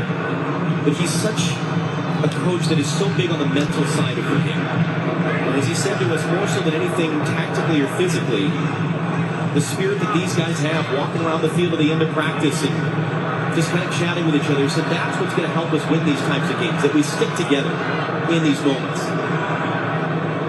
But in saying that, the U.S. Soccer Federation took a big swing, spent a lot of money to bring in Mauricio Pochettino a little bit less than 2 years ago. And this is the type of game, and this hydration break in a few moments is exactly the type of moment why you do that. What can he do with this opportunity? Man down for Belgium in some pain right now is Amadou Onana. The play's going to be stopped so he can be looked at. He hasn't started since the first match for Belgium. He went off in that match with an injury, missed the game against Iran, then came back, had 2 appearances. Cameo was basically off the bench, so seeing him back in the starting lineup, that was a significant change for Belgium. He brings a lot in the middle of the field. Now, the players are coming over to the bench right now. This will be interesting how the referee, he's going to say no. Because the U.S. almost were trying to use this as a tactical timeout, which Pochettino still is trying to communicate stuff. Just can't stop him from talking. Yeah. Right down below us to our left. But I was going to add to your point about Pochettino. There is only so much you can do as a coach tactically within this sport, to where there's an element of when you put the players out on the field, the players have to execute and perform. There's nothing tactically Pochettino could have done on that first goal. That's just a couple of guys looking at the ball, not communicating, and then boom, that's why you're down 1-0. So it's not like, look, Belgium have been the better team. They've created the more chances. But this has not been a landslide by any means. There's a lot of time left for these guys on the field to get this going here. Romelu Onana, who was actually born in Senegal, but he was raised in Belgium. Plays at Aston Villa in the Premier League with Yuri Tielemans. As you mentioned, having been a starter at the last World Cup, he's been more often coming off the bench, so it's a big spot for him to be given this opportunity. It's a Belgium team, not just how good they've been when they scored the first goal. They've actually not been beaten in any game since March of last year. They're on the second longest unbeaten run in their country's history. The only longer run was a team that made the semi-final at the World Cup in 2018, the best Belgian team of the modern era. And a few players from that team, that golden generation, are still a part of this squad as Anthony Robinson tackles it out. The question right now is whether Onana can continue. The answer looks to be no. And they've got a substitute up already, Ranzanaka, who has been a starter for them at this tournament. So really below for Belgium to have to lose one of their starters to an apparent injury. They're going to hold the sub now. So Belgium are playing with 10, but they have an attacking throw. It's sent in deep. It's Weston McKennie who heads away. I'm not done. That hit by Castagna, back post. Richards rising up to get it away. Adams in, almost collided with Pulisic, able to get rid of it. Balogun collision with a couple defenders. Balogun's going to chase this one. Had to be alert to come out and get it. Gives it away. Going to be bashed forward. There's a second man down for Belgium right now. As part of that collision with Balogun a moment ago.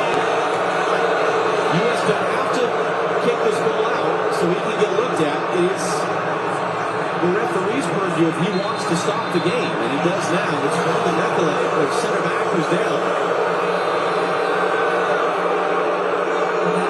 Should in theory also give Belgium a chance to make their sub. We almost had the same situation with the ball up in the air, but eventually I think it was Tyler Adams who took charge.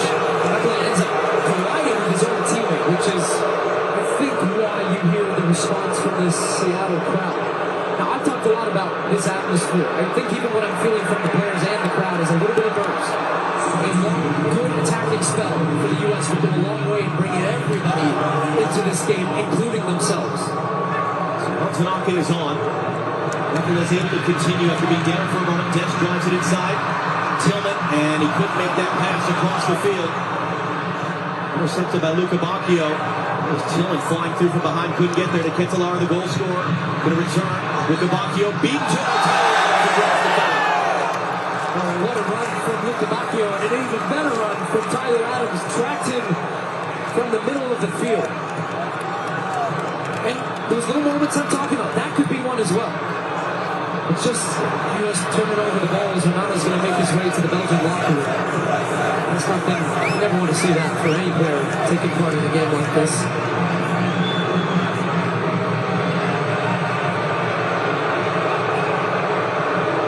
Comes a long ball again, long and direct, bypassing that U.S. press. They know that is his strength. And they've been winning some of these second balls, but look how much... Freeze backed off. Richards almost gave it away. He needs some help. As the Ketelaere wrestled Ream off the initial ball in the air. Robinson was meaning that for Dest, but McKennie came to get it. But you understand now if you're the U.S. what they're doing. So this means now you need your center backs, your defenders, whoever's attacking the ball. Get a good starting position, win that header. You have to be aggressive. If you hesitate, you're going to get pinned. You're going to get that ball like that one where it pops up. Chris Richards is now nervous going back to his own goal. You know what the opponent is doing. So it becomes a game about first and second balls. Should Pulisic. They get him going. Here's Alex Freeman. Now for Serginho Dest.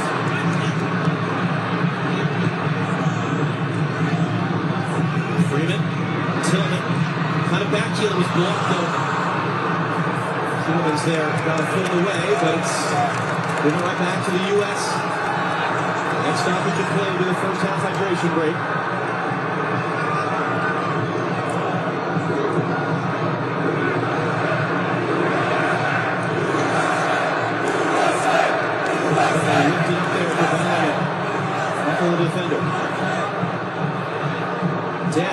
They drive it inside of the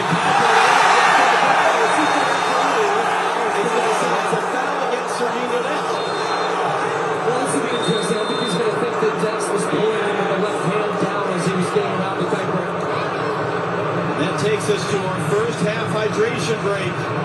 Sean de Ketelaere gets his 7th career goal for his country, the difference maker right now here in Seattle in the round of 16 of the FIFA World Cup.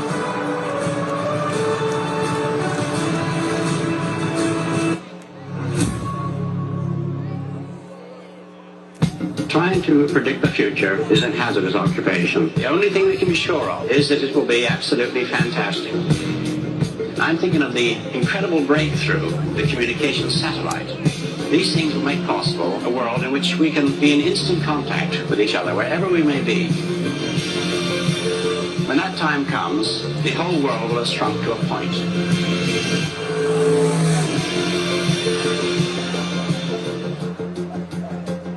You know who never loses the FIFA World Cup? A bandwagon fan. But as long as we have Lays, everyone wins. So I just... boom. Little help? Thanks. Nice job. I'm not doing that. So instead of judging us, join us. Hop on the bandwagon, America. I don't know, I just got here. You know who's winning? Every Walmart Plus member knows free delivery means that unexpected guests of any size are not a problem. Carl looks like he can eat. He's a machine. This is why I'm a Walmart Plus member. Groceries delivered free today. You guys seeing what I'm seeing? Carl makes me sneeze. Good thing pharmacy delivery is free too. Who knew? Mom, yeah. With Walmart Plus, I can handle the rest. It's worth it. What a beautiful animal. I see you, Carl.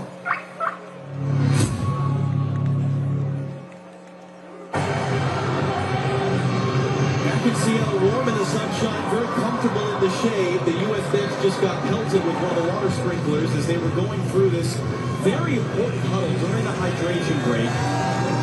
Let's start first of all this from the mental emotional side. If indeed this team has looked a bit nervy, why would that be?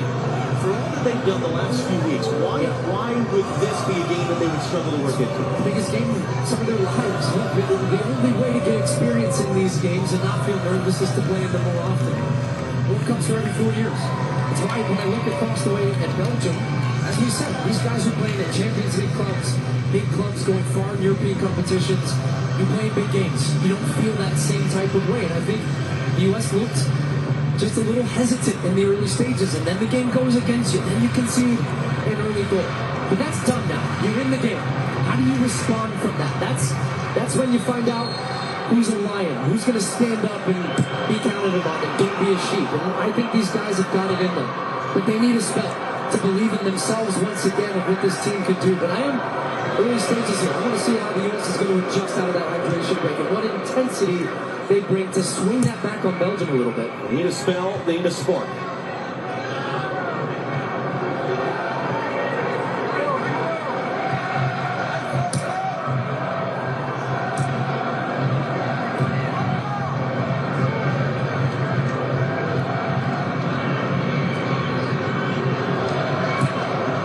Carries forward, gives it away, Anderson it takes. McKinney trying to get on a run.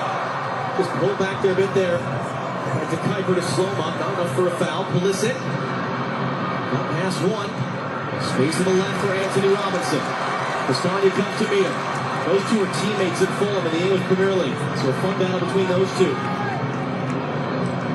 Pulisic wanted a better option than he got from Richards. Alex Freeland with a man right on him. Trying to play 1-2. Dix kind of mishit that. Boussard really winning with Arsenal this season. Helps Belgium get the ball clear.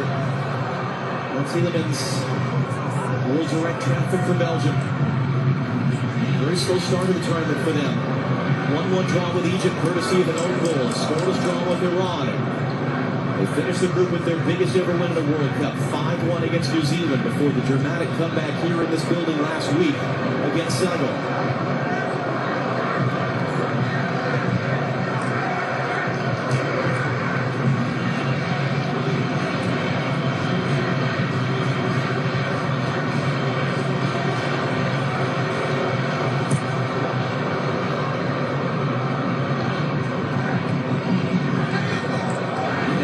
a second time there. De Ketelaere was the only one who knew that ball had just gone straight up in the air and is able to steer wide for Lukaku.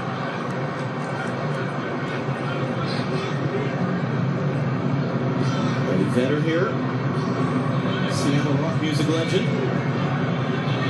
This entire city has been engaged with this whole tournament. This is the 6th and final game in Seattle of this World Cup. And they lift the U.S. back into this game. And there's the McKinney's foul.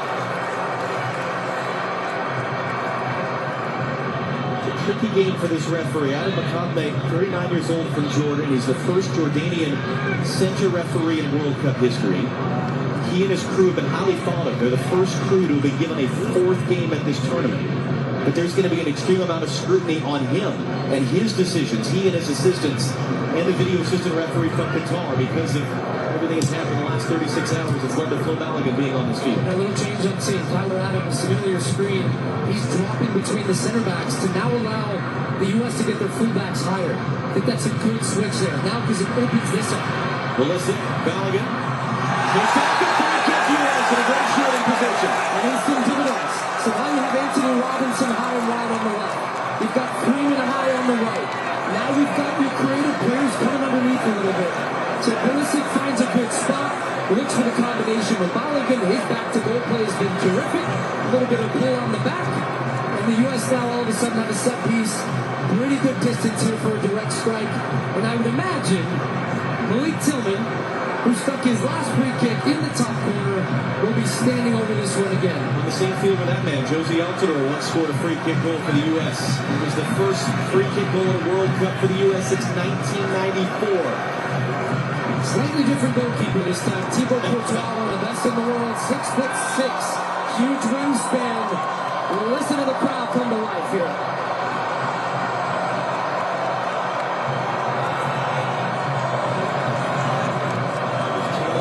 Career goal for the U.S.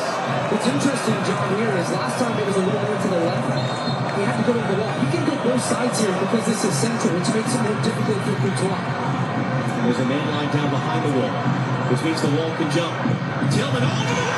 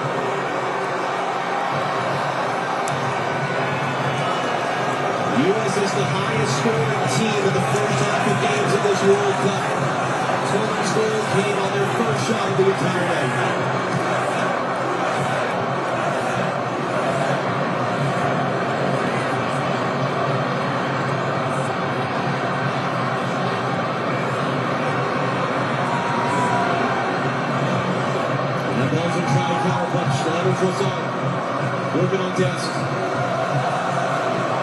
Trossard to the byline, gets a cross, and the Ketelaere drives it up, and Belgium retake the lead. Moments later, Charles de Ketelaere climbs the ladder, his second goal, and the U.S. right back where they were. If that ball was going to go out for a goal kick or corner, I was going to say, it's one of the cliches in this game, that you're most vulnerable after you score a goal. And this is why. Because the other team all of a sudden now has instant motivation to punch back. But once this ball gets wide, you've got 2v1. You can't let the cross get in here. Freeman is backing off. You've got support. Be more aggressive. They're both taking making the same angle there, and Trossard's just able to get down to the line. They're both making the same play, and that comes down to communication. But even at that point, Tim Ream gets beat at the back post.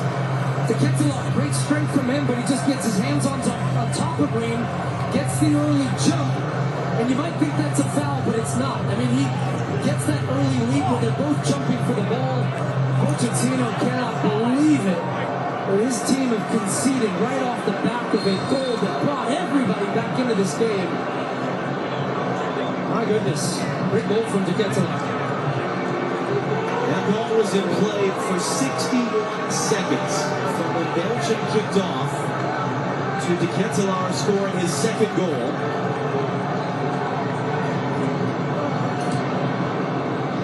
And now exactly that. This crowd, these players have to get their energy back. Freeman is going to chase that down because it was a high bounce. Freeman crossing in, knocked down there. No one's the blue shirt nearby.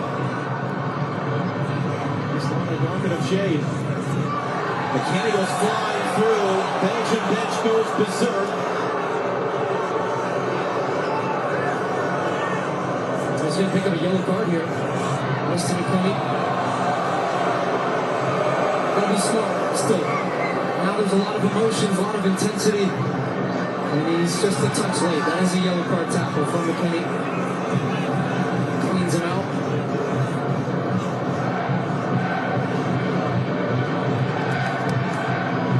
Jenny Taft, you're down there next to the U.S. bench. I imagine quite the swing in emotion the last few minutes. What have you been seeing and hearing? It's so true, Josh. From elation to absolute shock. I've seen Mauricio Pochettino kick over that water bottle bucket. I know you saw that as well. He's been shaking his head.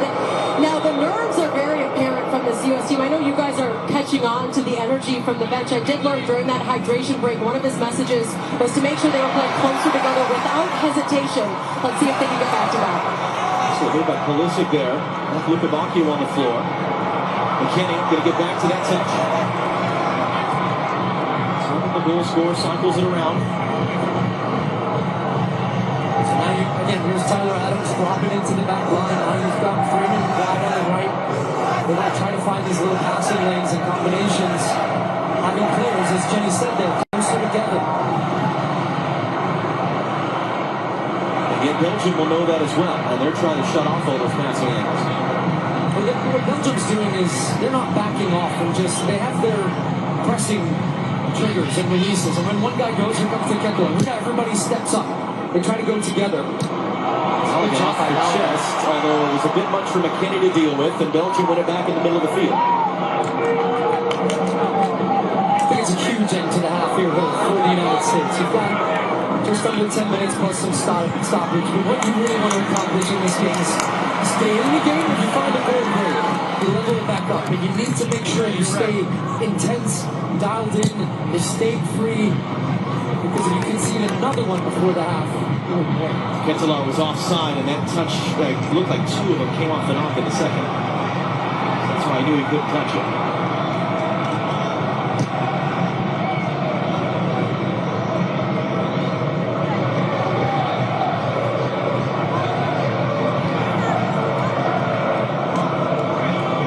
It is everything that players like Christian Pulisic have been building to their entire life.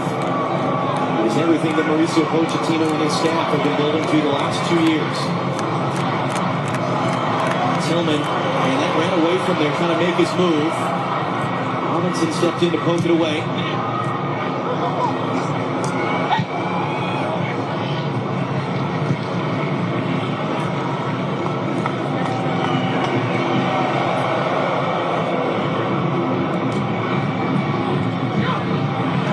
Okay, 1v3. Kenny got a foot in. Bruins picked it up. Bruins had a chance there, looked like, to win the ball back high up the field. Pulisic just couldn't redirect himself to go get that one. Now Dodi Lukaku on the ball.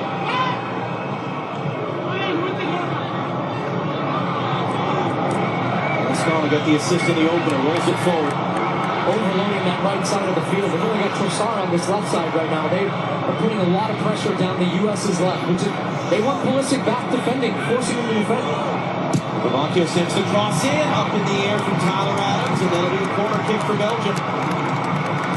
the other part is they're just not afraid to put pressure on Chris Richards and Tim Green. They also have this guy who can still come off the bench to Bruyne, change the game. We've got Doku. So I said this is a 90-minute game. The U.S. knew they were going to be in a tough game. Well, you're in it now.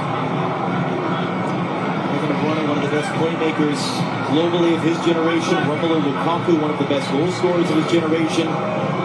Jeremy Doku, one of the best wingers of this present generation. All on Belgium's bench. Yuri Tielemans to take the second quarter of the game for Belgium. Outswinger to the near post. Back threes and locked down again. Rascal who got the touch there. Dest has it swept away. Pulisic picks it up. He can't play in for Dest. The Kuiper intercepted it.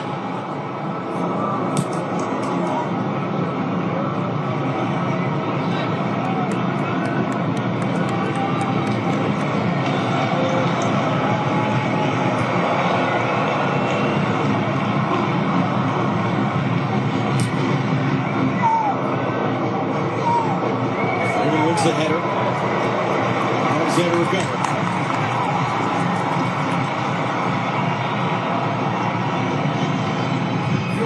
Still need to maintain a threat to stretch the field, meaning you've got to run in behind still, because Belgium have been able to squeeze the game tight. Look at the compact lines between the defense and the furthest player forward to Ketela. They're making sure that there's no space for the U.S. to find the ball in behind the midfield and get turned. That means sometimes you got to take a chance, make the run, find Balogun over the top, find McKennie, that type of ball right there. I'll give it a chance for Freeman and just tails well. It's going to allow Balogun to get on the end of it.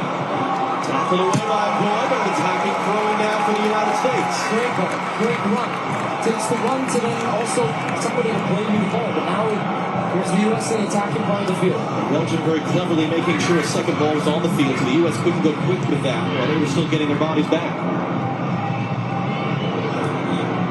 Here's Christian Pulisic. Timothy Castagne defending. Pulisic just retreats it to Anthony Robinson. Same page, he and Adams, and it breaks down.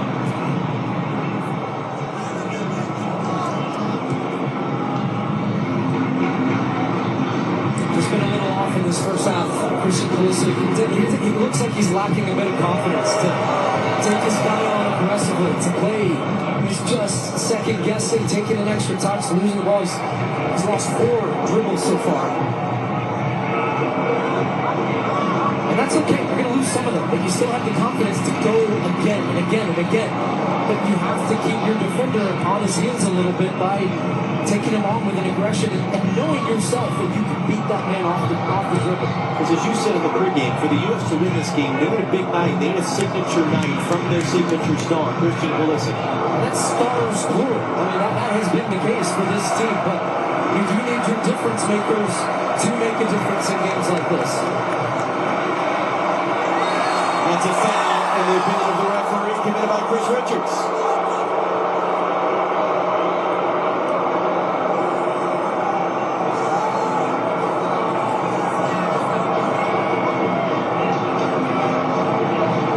This was a chance at the near post. Trossard on the first touch, actually, just trying to be really inventive there, flicking around the corner for Matt Freeze. He was aware.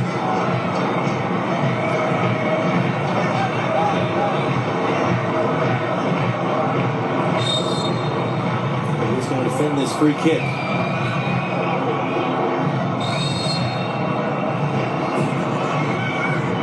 Tielemans walks away. The Kuiper hooks it in. Free header wide. Tough angle for that header to be sure.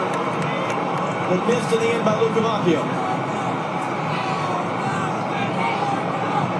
And everybody who's onside, Chris Richards drops. It's just, there's a little bit of miscommunication there from the U.S. I think thrown off a little bit by the timing of Belgium. A little hesitation, then they whipped in a great ball, but that line did not drop.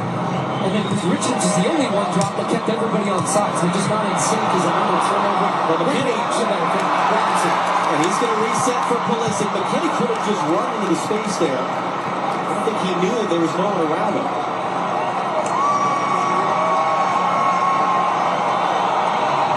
Pulisic, McKennie. McKennie's able to recover it. Anthony Robinson now. Limits cuts him off.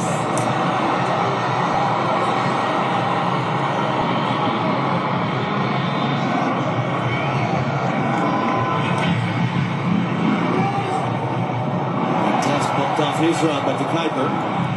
Kenny lets it run. Gallagher's not going to get there and go across in time. Good work, Tyler Adams, to win that bouncing ball out of the air. Coming up on Fox, the Bank of America halftime show. Rebecca, Thierry's, Latan, and Alexi down to our left watching this one. Give us their thoughts on what we've seen. Look back as well. Earlier today, Spain grinding out a late win over Portugal. They await the winner of this game Friday afternoon in LA. Test runs it inside behind Balogun, although it's a Goy's touch which drives it to the corner, and that'll be a U.S. run.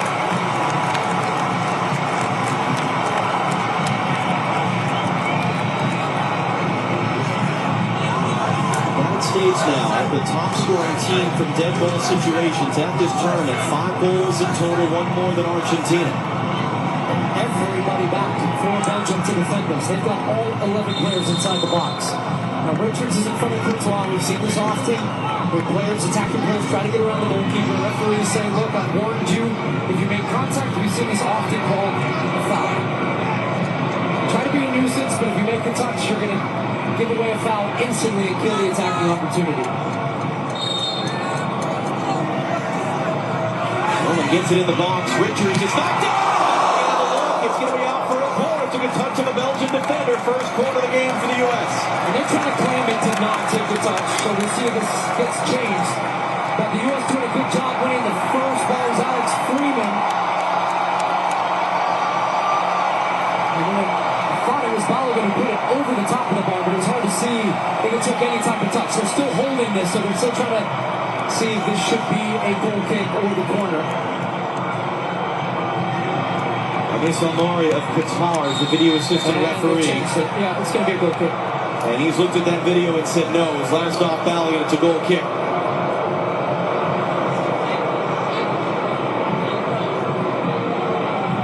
There will be a minimum of 6 There will be 6 added minutes at the end of this first half. Hydration break and a couple of injury concerns as well. Get a good look at this Balogun.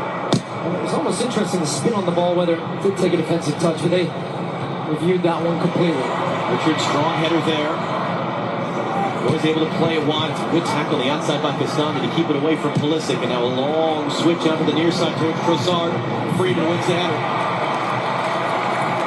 They've looked for that a lot. You have actually seen Trossard in previous games. He comes inside to find pockets. What Rudy Garcia and Belgium are doing is they're keeping him wide on the left and using that switch of play to try to isolate him and get him in good situations to make the game, as he did on Belgium's second goal. So it's not been the best first half for the U.S., that's the obvious. The good news is that they're still very much in this game, as it stands.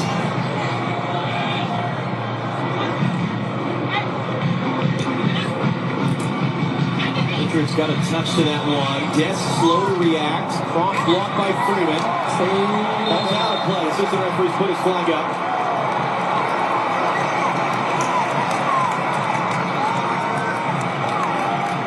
Rascal's furious with the referee. There are, in fact, Belgian fans. There's a good pocket of red up to the right of the top deck here in Seattle. Down to our right. This just gives it away off the throw, but a touch from McKinney to release Serginho Dest. De Kuiper trying to slow him down. Dest will now engage with De Kuiper and just runs into him, trying to draw foul. Can't do so. Pulisic came all the way across. It's that space on his side of the field. Robinson got sucked in as well. And Lukaku is caring for it. Tyler Adams out to slow him down.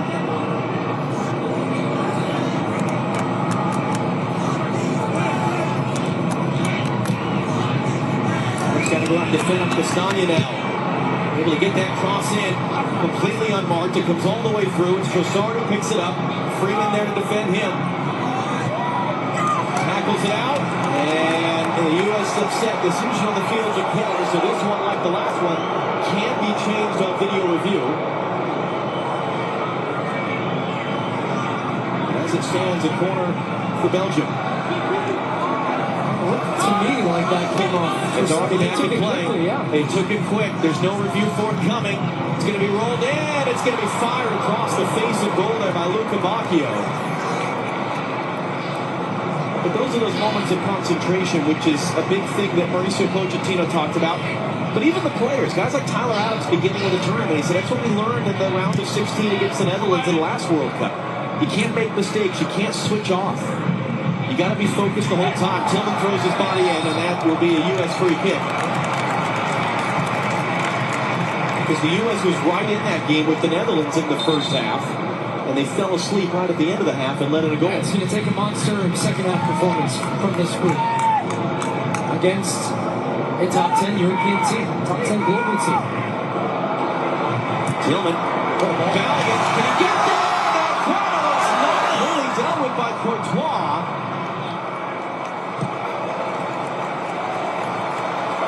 Still 2 minutes to play in the half.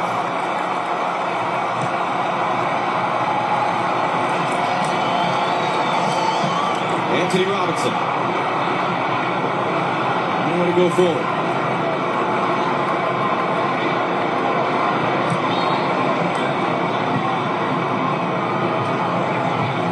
Richards has McKinney making a run. Bellingham, McKinney, and it's a big tackle there by De Kuyper.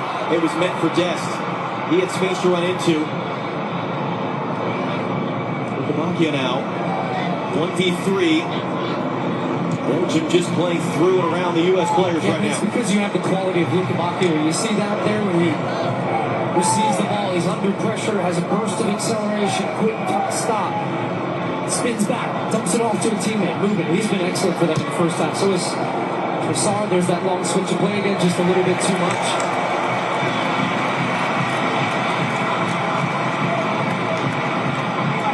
Rudy Garcia was getting annoyed at a certain point yesterday about the questions involving Bellingham and said, listen, it's about the game on the field. The only thing that matters for us is that we advance.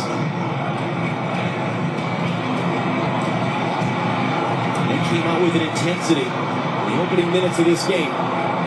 Took the lead inside 10 minutes. Reed took the lead a little over a minute after the game kicked off for Tillman's goal. Chris Richards got to get there as an errant pass. And Kittelar trying to leak in behind. Tillman. Get back. 5 seconds and a half. Bellingham wants it through. Bellingham has an error. Took it over. And now the U.S. with the final play of the first half will indeed have their first corner kick of the first half. And that's what we've been seeing all tournament. Tillman again, so smooth. Gets the little nutmeg. And Bellingham at the end of this, I think he's trying to square it to Pulisic. Pulisic made a good run at the near post. Even had Anthony Robinson at the back post. But a chance here, right at the end of the first half, to change the entire mood inside this stadium, but more importantly, inside that team. If you can find a goal in this situation, Belgium have been susceptible to back post throughout this tournament. Wilson sends it in. That's not going to get it done. An easy catch for Thibaut Courtois, and that is how the first half comes to a close. Work to do for the United States, but they've got a tremendous crowd behind them to help them. Rebecca Lowe and company on the other side of the break. 45 minutes down, 45 to go in Seattle. Belgium 2, the United States 1.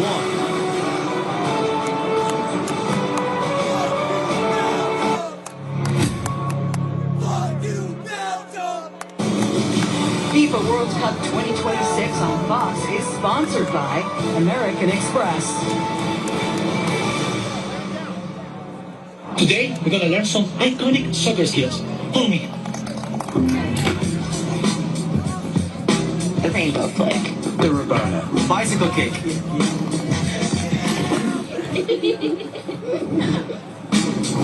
You gotta channel your inner ninja.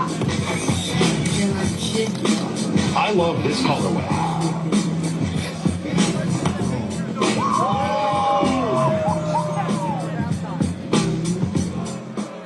Is David's backyard ready for the FIFA World Cup? Maybe he'll build it, like Beckham. Brilliant move here. David's going to the Home Depot for the assist. Bare covers and just one coat, so David can paint it like Patricia. You know you miss this guy, right? Rip it like Rich. Plant it like Paige. There you go. Great work, guys. Keep it up. Or watch it all happen just like Josh. Very happy to help. There's watching the world's best. And then there's experiencing the world at its best with Platinum. Kick off your journey in the quiet comfort of the largest global airport lounge network. Lose yourself at incredible destinations with the largest curated global hotel program. And leave with a memory that lasts long after you return. For a life like no other, you need a card like no other. There's nothing like Platinum. The Colonel has a bucket list. The $10 one. Monday nuggets. Tuesday fried chicken. Wednesday wings. Thursday tenders. Friday nuggets again. Now that's living life to the fullest. Get a $10 bucket of the day from KFC. BRB, got a screen for colon cancer. At halftime? Yeah. With the Cologuard Plus test, you can start screening at home in about 15 minutes. It's simple and non-invasive. Nice assist. False positive and negative results may occur.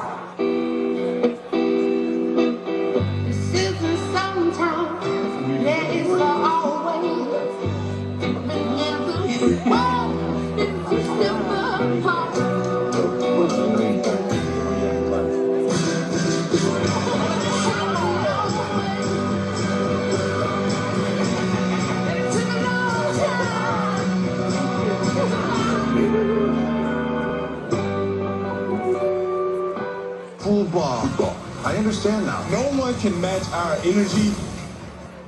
Welcome to the show that nobody wants to win. What did the itsy bitsy spider climb up? What? Look at this. We got the MLB All-Star Game in Philadelphia. This is how America celebrates a birthday. A night of American celebration, July 14th on Fox. The FIFA World Cup 2026 halftime show on Fox is presented by Bank of America.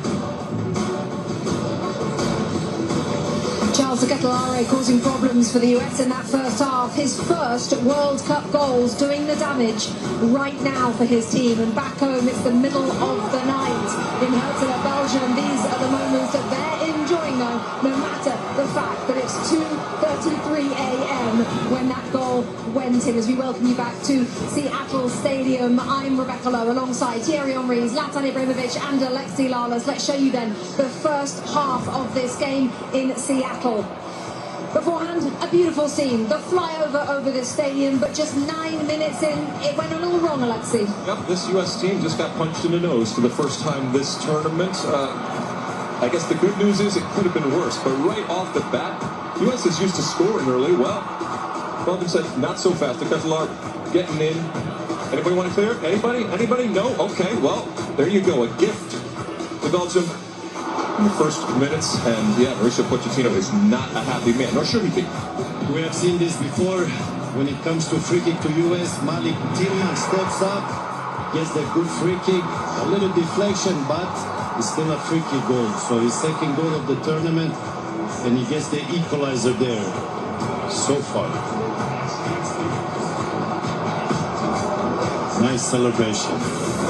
And then Rebecca said, I want to see how they're going to defend their 1v1. They couldn't stop Leandro Trossard.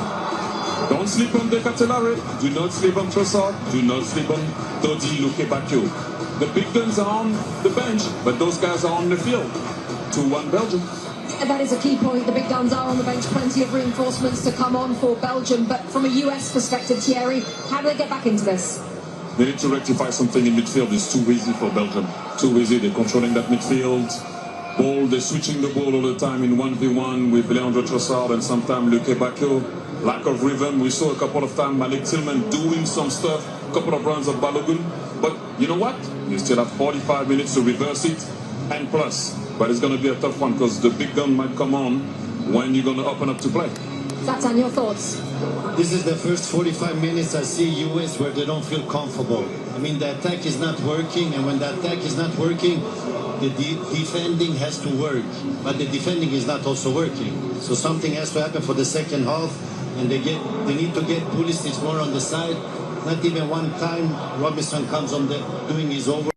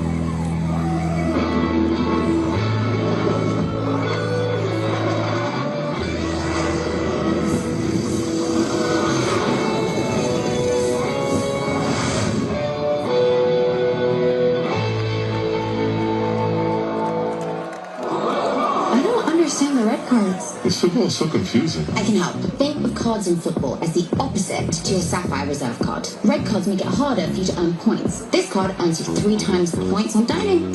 Thank you. Also, you get a $300 credit on travel. You ready? Yeah. And 2 yellow cards means that you're out, but that card gets you and 2 get in. Yeah. Experience the card that's remarkably rewarding. Chase Sapphire Reserve. Well, Spain are off to the World Cup quarter-finals for the first time since 2010 when they lifted the trophy. Mikel Merino scored the stoppage time winner today in a 1-0 victory for them over Portugal. And Cristiano Ronaldo, really emotional at the final whistle. Today's result bringing an end to his 6th World Cup, the 41-year-old revealing after the match that it will indeed be his last. Well, Lionel Messi hoping to extend his campaign tomorrow as Argentina face Egypt in Atlanta. That is part of a double-header that includes Switzerland meeting Colombia in Vancouver. For our moment of the heart, sponsored by Bank of America, Charles Acatalari has beaten this US defence twice in that first half. Now the US have to do a Belgium on Belgium and come from behind to win this game. Second half on the way.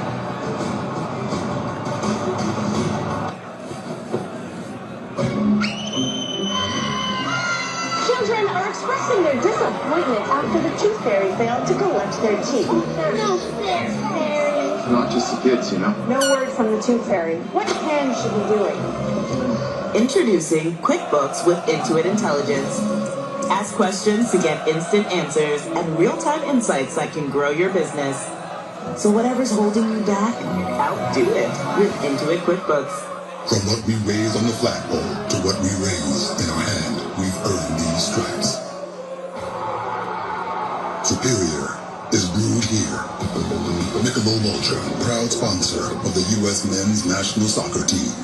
Our journey started 160 years ago because it's the devotion of fans that keeps this country moving. And across every mile, every engine, and every dream, we've protected them all. Valvoline, the original motor oil. With Chewy, pets get their care taken care of. With everything to be their healthiest, happiest selves. Quality meds, supplements, and nutrition at great prices. For help with health, for life with pets, there's Chewy.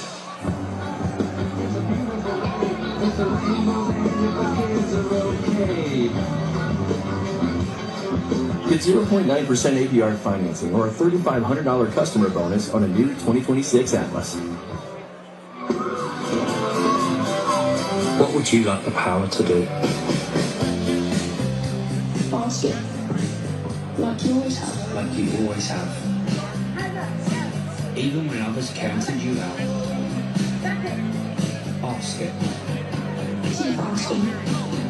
And inspire the next generation to ask it too.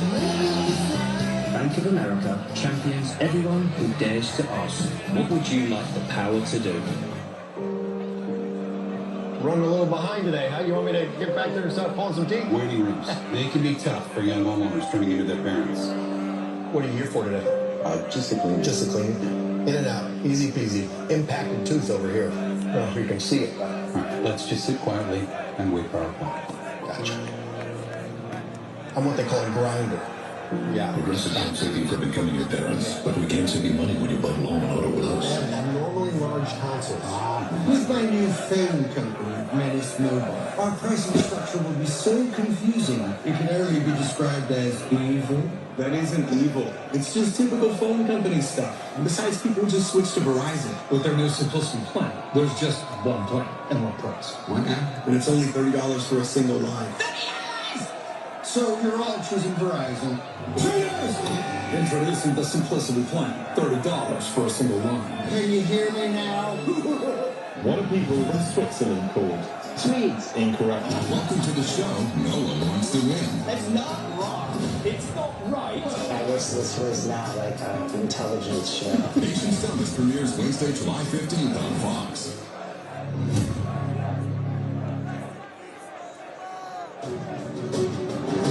FIFA World Cup 2026 on Fox is presented by the Home Depot. Just a shot from a few moments ago, you can see Mauricio Pochettino talking with Nick Tillman. The player, of course, got the United States back on level terms during that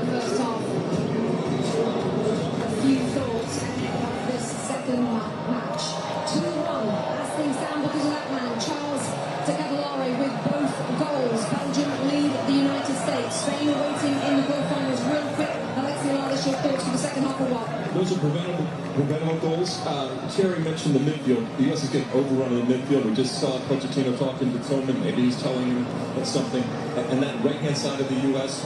with Destin Bruyne, that was a bad half by them. But he's sticking with it. And you just saw a shot there of Christian Pulisic. Zlatan wanting more from Pulisic in the second half. For Balogun up top, 10 touches from him. The fewest of any player on the pitch. Thierry? I don't know, 10 touches against Brazil also in the first half. That doesn't mean anything. Put the ball in the box for him and score. There you go. All he needs is one. Erling Haaland will tell you that as well. Let's get you back to commentary team. More from Alexis, Zlatan and Thierry at full time. John Strong, Stu Holman, Gio Reyna's coming up. Oh, yes, indeed, Rebecca. We've been watching the last few minutes as Gio Reyna had been with the starting group coming out of the locker room. We do not see Serginho just on the field right now, so we'll wait for the board to come up. But that is the die being cast by Mauricio Pochettino here at halftime, needing to turn this game around in Seattle. Gio Reyna, who scored that wonderful goal to put the punctuation mark in the opening night win against Paraguay. He replaces Serginho Dest at halftime here in Seattle. So we'll see how that reshuffles things a little bit. We'll see what he can add. There's Dest there, making his way out to the bench. As we said at the beginning of the tournament, this is the moment 32 years in the making. These men will never have a more significant opportunity to become American sporting heroes than they have right now in front of this atmosphere, with so many of you watching from home. What can they do in this second half against Belgium? Can they come from behind and set up a quarterfinal Friday afternoon in Los Angeles against the European champion Spain? What does Gio Reyna bring to the field right now? He's a difference maker. When he gets time and space, creativity, last pass, and you saw the goal against Paraguay, he can produce a goal. I think the biggest tactical switch here is that now McKennie has gone out to the right-hand side. You can see now he's getting pressure on the ball. Gio Reyna, I think, will play like a 10. This could be more of a 4-2-3-1. But I think the biggest thing by getting now McKennie on the right, you need to get your fullbacks into the attack and overlap. Jimmy Tapp, what's the word from the U.S. coaching staff? Well, the first thing U.S. First Assistant Mrs. Press said to me, it is very obvious to all of us, we didn't get into the game in the first 10 minutes. Little by little, we tried to match them, we scored, and then conceded again. That quickly is something we will address right now. We need to build momentum and continue to build it the way we ended the half. He said the good news, this is a one-goal game, and we will play better in the second half.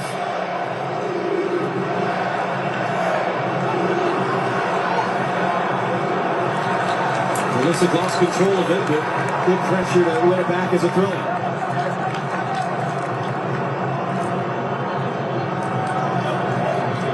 Robinson being harassed by Lukaku as he carries forward, and that means that he misplaced the pass for Pulisic. And another big reason you make this change as well for Reyna is it seems the U.S. want to get more numbers central to deal with some of that overloading that Belgium had, where they had so much success.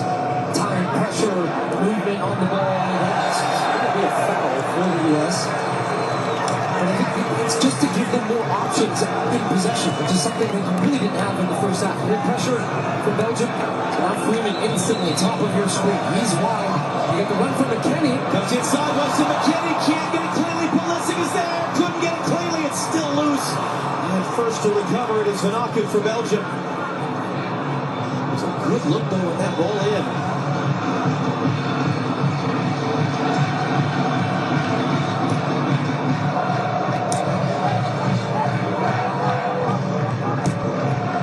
Pressure on the U.S. there to force the giveaway. Yeah, there's a renewed intensity. You can feel it. Buzzing around the field, getting some touches on the ball, moving the ball. McKennie's running off the ball is so keen. I think now that was the thing in the first half. He didn't have the same type of freedom to really run because he was too worried about what was going to happen the other way if the ball turned over. Gio Reyna slips inside of one. McKennie. And then for Pulisic is Robinson instead. Robinson crossing in, Balogun couldn't climb all the way up. McKennie battling in the air, comes sideways. Robinson knocks it from McKennie. He resets it wide for Anthony Robinson. Lukaku defending him. In for Malik Tillman.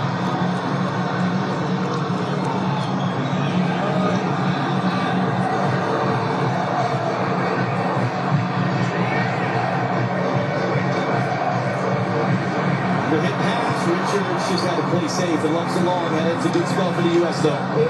Noticeable difference. The big thing being really for the first time where I have looked and I've seen Anthony Robinson and Freeman released and high up the field.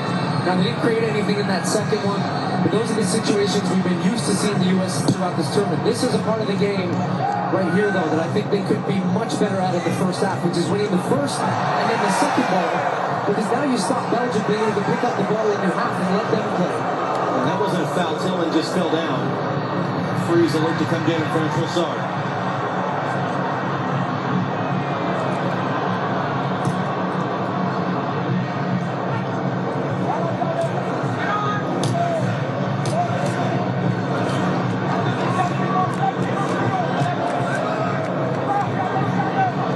Garcia, the Belgian coach, barking his instructions from the bench. Up to Malik Tillman. Tillman cuts it down for Weston McKennie. Where's defending? Gio Reyna. Go across to Freeman, immediate pressure. Trying to make a touch around the Kuiper. Able to keep it. It was knocked away in the middle there. Trossard slid across. Reyna blocks it in. Is going to go long, and Richard Smalley just lets it go in behind.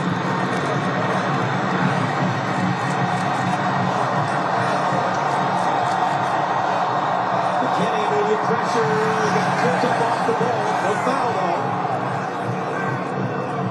Good ball the other way, Lukaku isolated with Bruyne.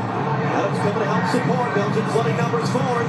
Lukaku to the byline, where he blocks the cross after a point.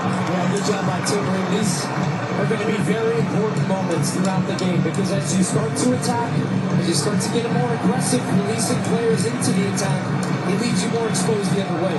So it's this fine balance. You're asking more of your defenders now. Chris Richards, Tim Reed, 1v1 defending, going to be very big as we adjust avoid smashing into that. Those things hurt by those boards. Yeah. We saw a really unfortunate incident just yesterday with Jordan Henderson trying to leap over one of those and fracturing his wrist. They are not cushioned at all. Tillemans, the ensuing corner. Richards wins the header. Lukaku will flip it back in. Matt Freeze is there.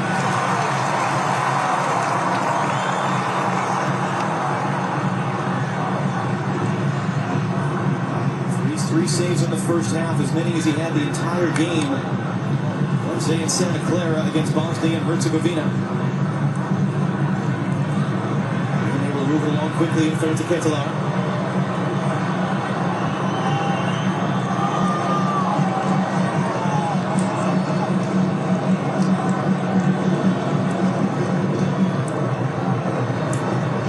Green for Robinson.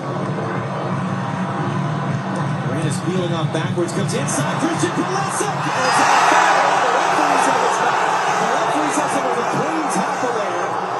Still down by Tillemans. Pulisic is still down. Good work by the U.S. to knock the ball back.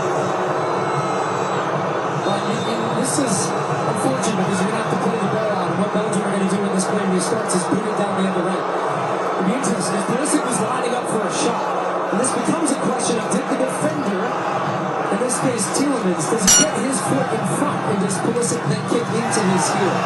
Yeah, he did. As much as I'd like that to be a foul, Pulisic actually swings his leg into the back of Tillemans, and it was hard to see if there was any touch of the leg of Pulisic before he got to that point as he's swinging it. But at least on that replay there, it looked like that was a good defensive play.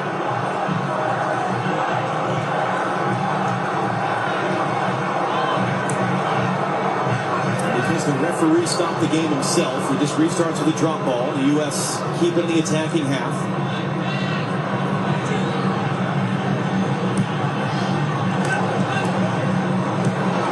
Richards and Adams and Reed got to be so sure and secure in these types of moments. That triangle is going to be key, both in possession and then against the ball. Maligan, and he's wrestled with Brown. Robinson picks up the loose ball. He's bumped off it then.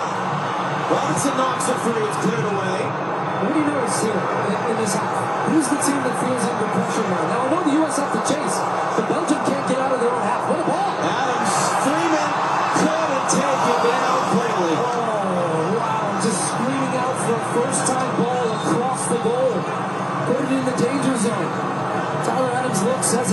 at that. The timing of the run is good. It's a terrific ball, but you have Balogun and Weston McKennie laying out to get in front of their defenders. That was the conversation there with Balogun and Freeman, because it's hard to take a ball out of the air like that in your stride, pushing it down, and then still you have to consider that ankle might have gone there. Great look.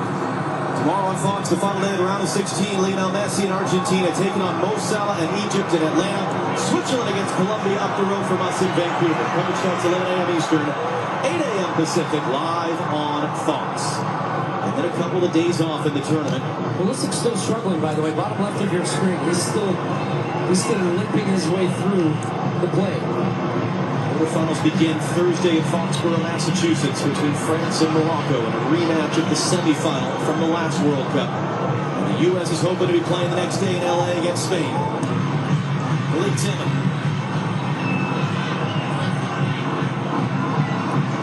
Inside for Adams. Gio Reyna wants it. Gio Reyna has it. Scoops it up. That's Balogun tracking. Now he's trying to keep it in play. He did not. It's out for a goal kick. He just kind of, the ball got chipped over by Reyna. He loses sight of it a little bit, trying to judge the flight of it. Some U.S. legends again. We didn't give Kelly O'Hara a shout out because they cut away too quickly last time. Billy's got a different feel to it as well in here. I think even as I said in the first half, there was a little bit of a nervousness to the environment, but not now. Even as the U.S. are moving forward, I'm looking down below. Nobody's sitting down. This crowd is engaged. Now take advantage of this momentum of the U.S. Keep putting pressure. Do not back off. Because look at that. Belgium, because there's the extra advantage in the middle, they've lost their ability to get the same type of pressure. Jenny, what more can you add on Pulisic right now? Unfortunately, it doesn't seem to be getting better for Pulisic. I just watched him motion over, yell over to the bench that his leg is still in a lot of pain. Guys, he's been vocal in the discomfort, and you can see it in his movements. Yeah, he's not going well. He's limping as he reached out for that ball. He's been limited at this tournament to the kick to the calf in the days before the Paraguay game. Was subbed off at halftime. Did not play in the next one. Biggest game of his life.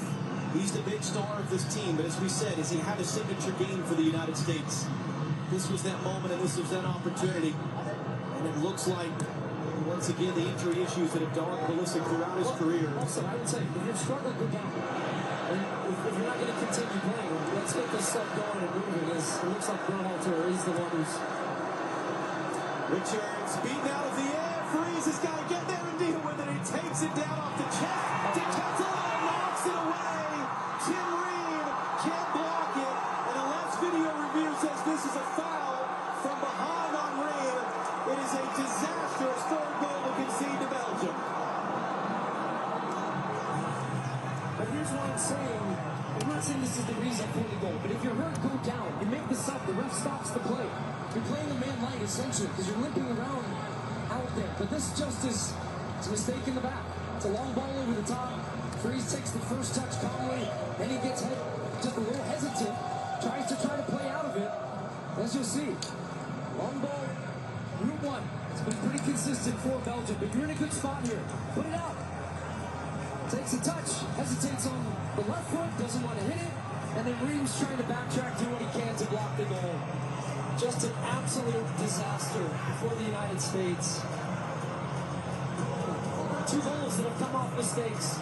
I don't know why he hesitated. He felt he was going to get contact from DeCattelon in the back, who was going to try to make a challenge. Then he's out of his goal. You can't use your hands there.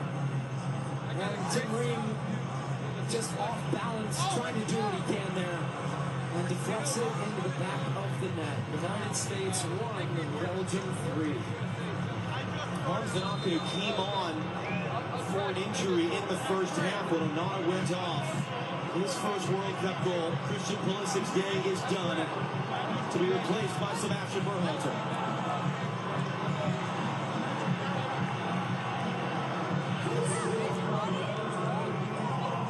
Now, if there's any guy you can think of to come off the bench and provide a spark, provide energy, give everything of himself for the cause, it's Sebastian Berhalter, son of the former coach Greg Berhalter. You've got he and Gio Reyna on the field. Their dads were part of that 2002 World Cup team for the U.S. The only one that's ever advanced to a quarterfinal in the modern format of the FIFA World Cup.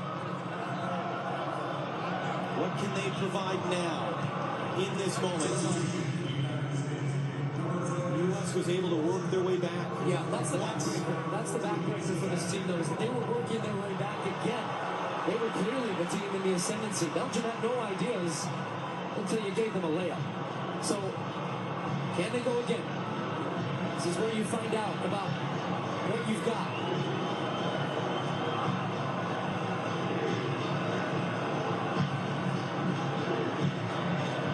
It's Berhalter's first touch, and tough for Green to handle. Scan the QR code on your screen. Vote for the Michelob Ultra Superior Player of the Match. And look at Christian Pulisic.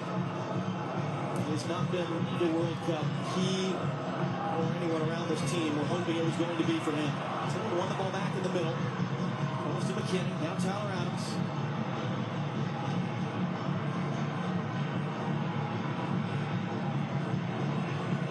Pulisic is hoping that his teammates can lift their way back into this and give him an opportunity to get back on the field in another game.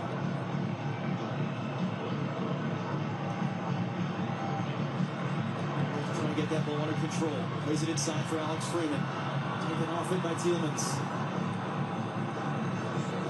Off to Chase and long ball to Ketelaar and Chase. Ream has the angle. And Free's not messing around. This ball won the initial header. With a half an hour to go, it's a Belgian team that understands 2-goal leads are never safe. Senegal were up 2 goals with 5 minutes to play in this building on Wednesday afternoon. Belgians scored twice inside of 3 minutes to force extra time. Won it with the final kick of extra time. The U.S. have that same belief. Why not us? That's been the cry from this team this whole tournament.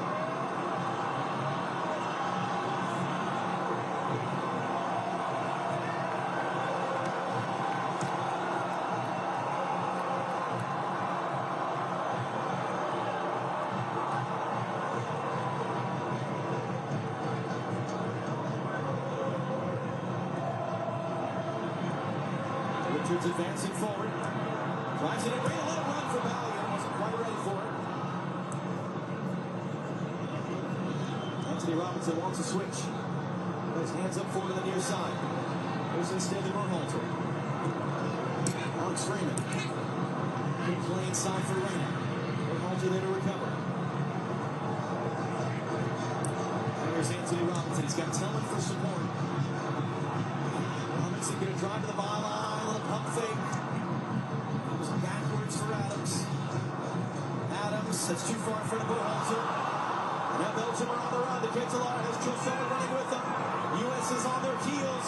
Freeman went flying in. Lay out to Trossard now. Trossard blocked by Richards out for a point. That's a really good sequence for Belgium there because now they got the 2-goal cushion. Really solid defensive show. Not really threatened by the U.S. attack there. Pulisic with his head in his hands. And then Belgium win the ball back. And then they're going to count. That's what they're going to do. They've got options off the bench that they're going to bring in to keep that energy high. They're quite content without the ball in moments, knowing that they can really hurt the U.S. the other way that is left to this corner. Number 5 of the game for Belgium. They went out in the group stage of the last World Cup. This is important for them. Trying to get back into the deeper stages. Tillman heads it away at the near post. Trying to reset wide. Tillman was there first. Berhalter plays it long. McKinney and Chase. He's going to battle there with Mekala. Mekala, a big tackle to knock it away. Chance for a U.S. quick throw. And it comes for Gio Reyna. Boy defending. And Reyna just controls it. It's going to run in behind for a goal kick. Mekala, one of a couple of Belgian players that hadn't really practiced since the game Wednesday. They were so physically run down, he's limping a bit at the end of the play.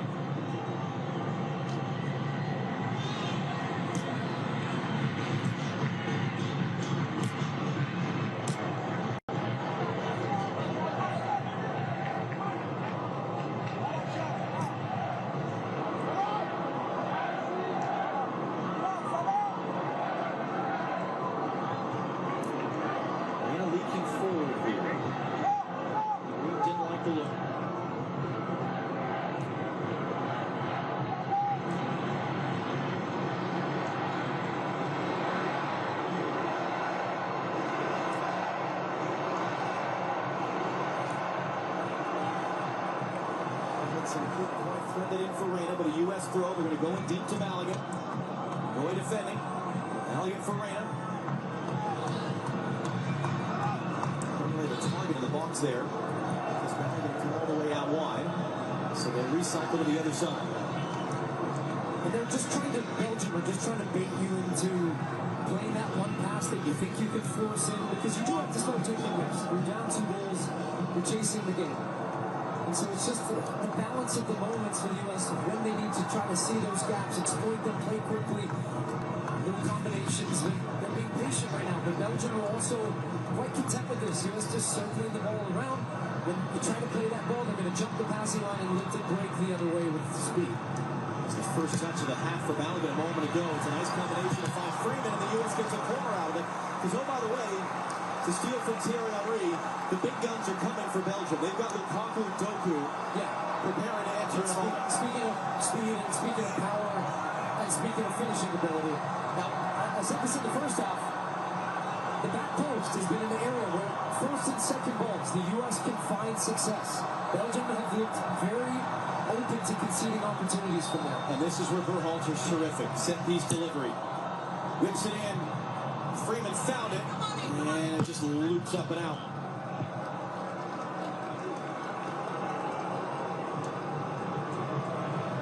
But yes, to your point, you've got Lukaku coming off for his 131st appearance. He scored 92 goals.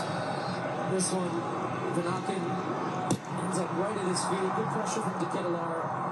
Really wasn't the best of strikes. I thought he was going to try to lob it over, but he saw Ream scrambling back. But it's a difficult one if you're Ream, because you're caught in trying to keep your body open to the plate while still trying to make a play on it on 1 foot. But he just misplayed the clearance straight in the back of the net. What a game for Dequetelar. 2 goals and an assist now. He's been involved in all 3 from the byline. Missing cross. And Lukaku.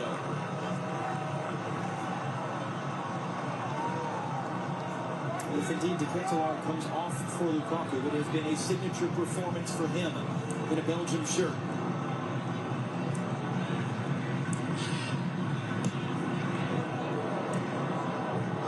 Maligan.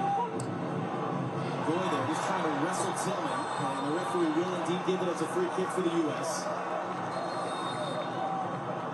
Now here come the subs.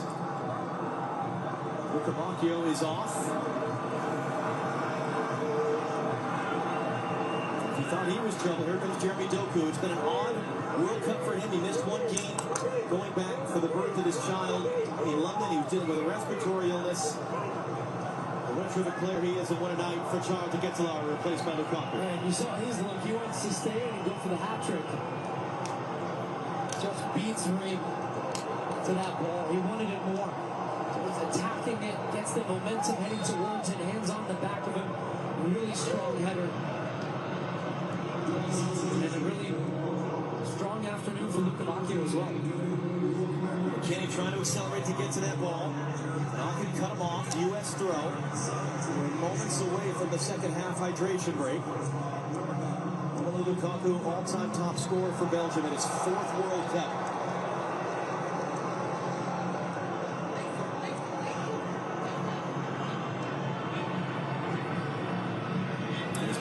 So significantly by injuries this year. When he started in the group stage, it was his first start in a year. He'd only ever come off the bench in his handful of appearances for his club Napoli this season. Adams for Freeman. Tillman. Freeman was coming around the back. Lukaku was alert to intercept it. And now this is where it's going to get very dangerous. Lukaku gets under control.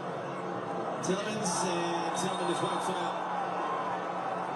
Takes the yellow card. Never mind that from Tillman. First of all, you stop a promising counterattack, but also showing a bit of fight there.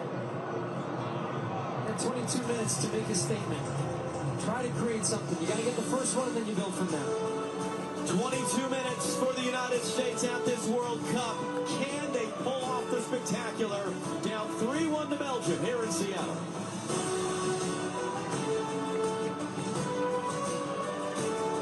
This is quite a game.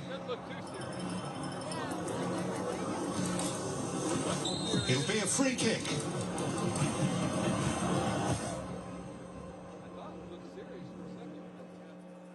Oh, what a goal!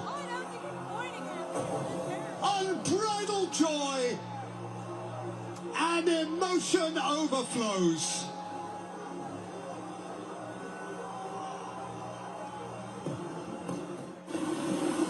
Well, there's a lot of infection in there, Timmy. You're doing really well. Are you feeling anything? Coffee. I don't understand, but this is going very well, huh? Coffee. Coffee? Coffee. Coffee. Coffee? Coffee? What's coffee? Okay, here's the deal. This game is 3-on-3. Who we playing? It's a local crew. I'm far interested. Hey! This local crew, they haven't lost since 1996. They beat everyone who showed up. The guys who play in jeans, the always skins. Honestly, respect. The techers, the trash talkers, even the bruisers. Anyone, anytime. They would take them down. First three? This doesn't seem right. It's 100% true. Mostly.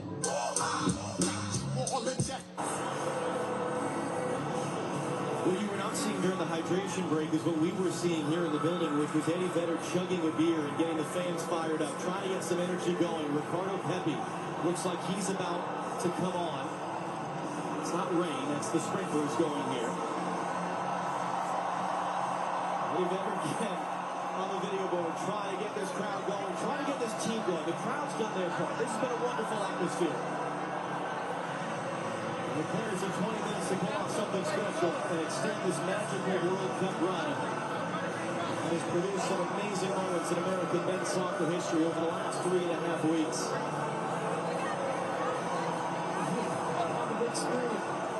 If you're in that US,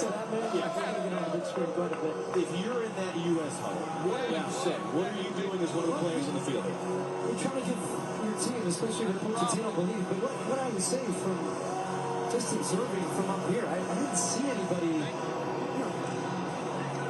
gesticulating and trying to wow the guys up. It just feels flat, quite honestly. And that's come because I think of the way they've conceded the goals. And even when you have good stretches and then you feel like you've given the ball away and the other team scores.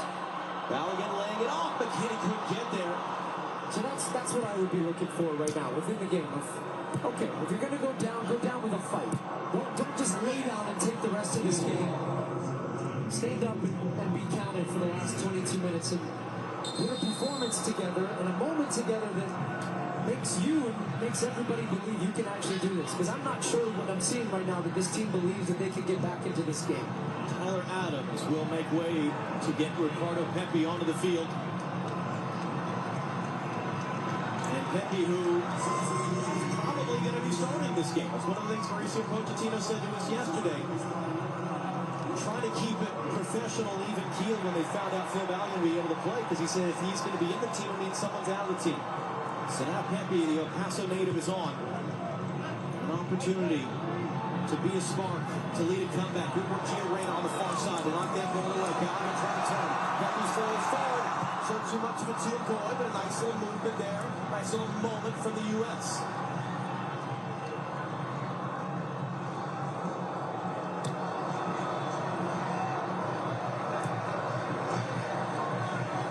Against his club teammate, Castano clips it in. Tillman couldn't take it cleanly. Now these moments are key. As Belgium have Goku and Lukaku up front. Reem just did enough to steer back to that freeze.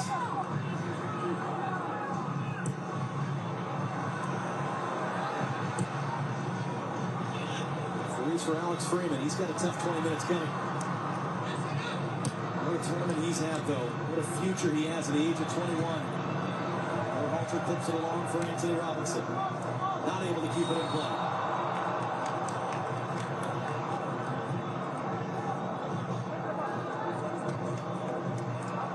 We can dig deep here in these moments, given the opportunity.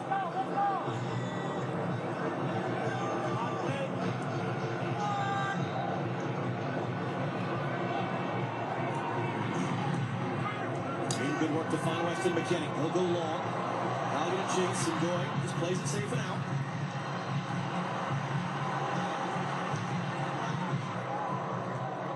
Nick Tillman has the U.S. goal today. Trying to play it off the defender, winning corner. It bounced the wrong way.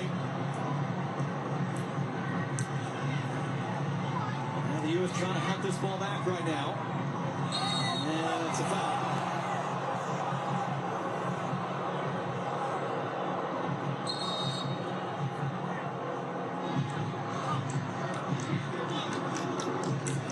Belgium will take all the time they can in these moments. It's where experienced teams like this know how to play these types of games. When they've got a lead, they try to frustrate you, they try to wear you down just with and without the ball, take their time on different situations like this, move up, try to grind you down and now deliver the knockout blow. Lukaku wants the header, Goku wins the ball, Freeman wins the battle.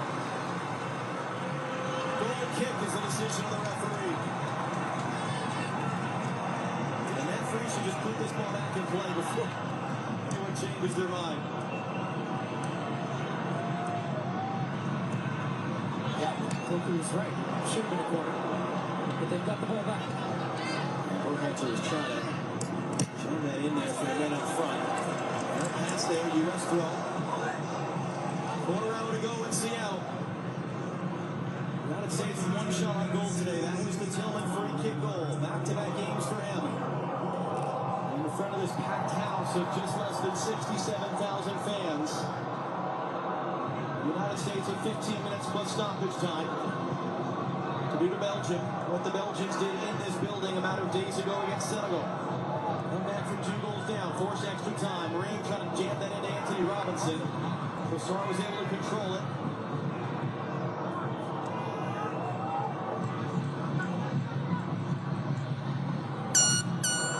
Robinson catching his club teammate Timothy Castagna there. And he'll just jog away. Free kick Belgium and Castagna's down.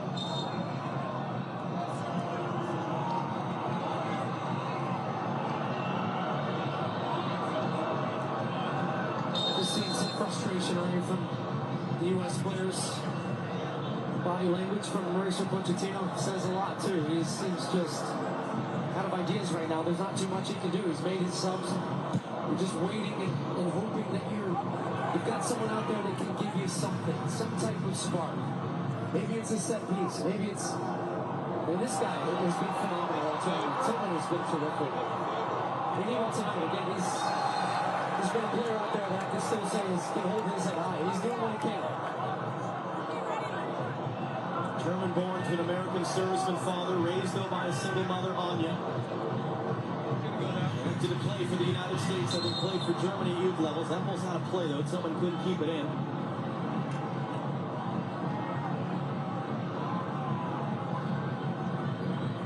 Now look at the scene here in Seattle. And if we just think about how we got here, U.S. down 3-1, concede a goal. Within 8 minutes, you make a mistake that leads to the goal. Then you score. You're back in the game. Tillman gives you a moment. And you can see right after that again. It just 2 players on 1. Defensive mishap. Miscommunication. Boom, you're punished. 2-1. Okay. Second half. Here you come again. And then you make a mistake in the back. It's 3-1. And I think that would be the thing that has this team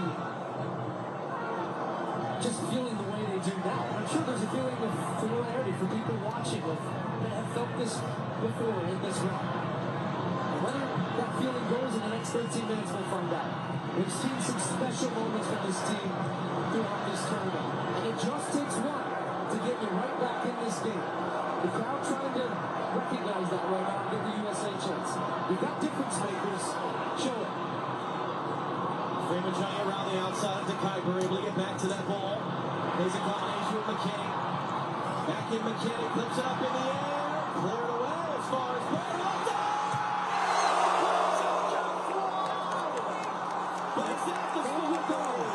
There you go. This is why I say you need one chance. So close from Berhalter, but more importantly, it's just that little shot of adrenaline. This team is staying. There's Greg Berhalter, former U.S. men's national team player and coach and father of Sebastian. But he's a player. You said when he came in, can give you that. He was in the stands watching against the Netherlands 4 years ago, probably dreaming about having a moment like this.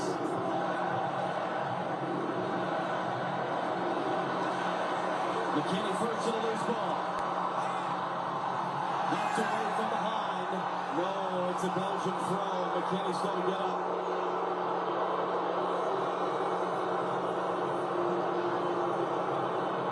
Mr. McKinney's limping. And then Bruyne looking on. From a Belgian perspective, they're loving the fact that they could maybe rest him and load back up for Spain on Friday. It's like having a star relief pitcher just sitting in the wings and, well, maybe we don't have to use it tonight. Keep him fresh. Anthony Robinson battling with Leonard Tristan to win that duel. Up ahead for Ricardo Pepi. Balogun's throw is forward. Reyes in a pocket of space in the middle, and Pepi can find him. Cuts it inside. Got knocked off balance. Phillips was able to intercept the pass. They got to keep going. They got to keep going. 10 minutes plus stoppage time to go. Remy Doku working on Alex Freeman. Duel again.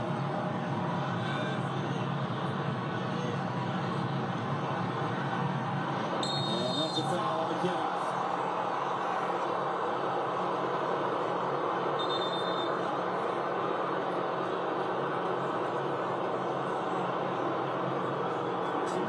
The U.S. captain, oldest man ever to play the World Cup for the U.S. He was upset about the one that McKinney took a moment ago.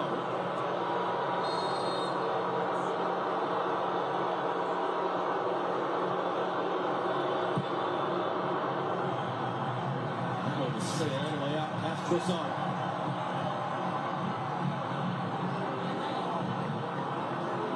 Because as you said, if the U.S. could find a way to get one, this building will explode and it will cost chaos.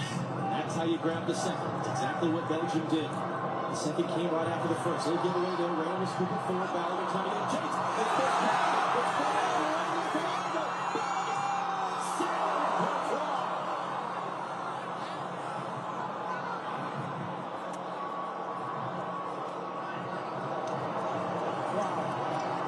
It's Courtois makes a good save because Balogun hasn't looked up. He was by himself. He actually hit that into the ground. And Courtois was starting to lean to his left, but still made the save at his near post. Was not going to get beat there. First save of the game, Thibaut Courtois.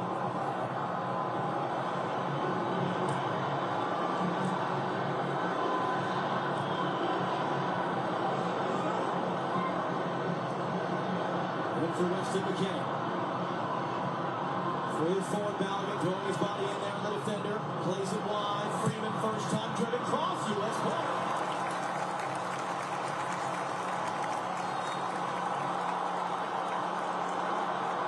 Tillman's upset the referee on now, and exchanging words with the Kuiper. The Kuiper's getting a warning here from the referee because he took the ball and tried to delay time. It's going to be important for the ref to manage that type of time wasting.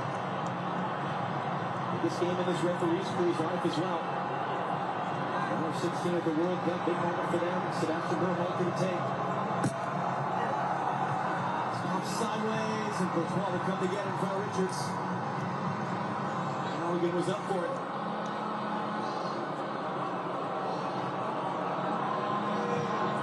Just misplays that. This was Balogun getting him behind. He's by himself. You can see tough angle here, and he hits it down in the ground. That's what I was saying. It makes it really unpredictable and difficult. If you hit that, that's a heck of a way to try to beat Courtois that near post. That's a really, really good save. One of the best goalkeepers in the world. Berhalter draws contact, wins a free kick. Let's put it back into play. 7 minutes plus stoppage time to go.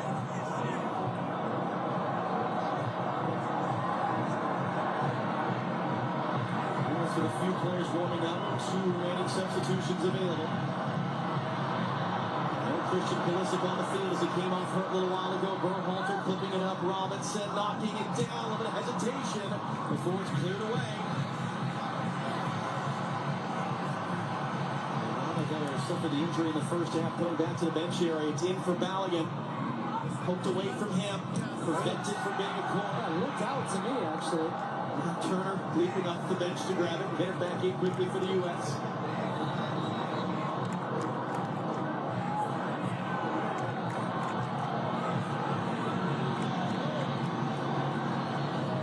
Winston preparing to come on. Long-time veteran for Belgium, hasn't played a moment at this World Cup. see this out. Berhalter clipping along for Anthony Robinson. Brings it down well. Trying to cut inside. Gastani who wins the duel. Trossard there to help. Trossard plays it out for a U.S. throw. They want to get it quickly back into play.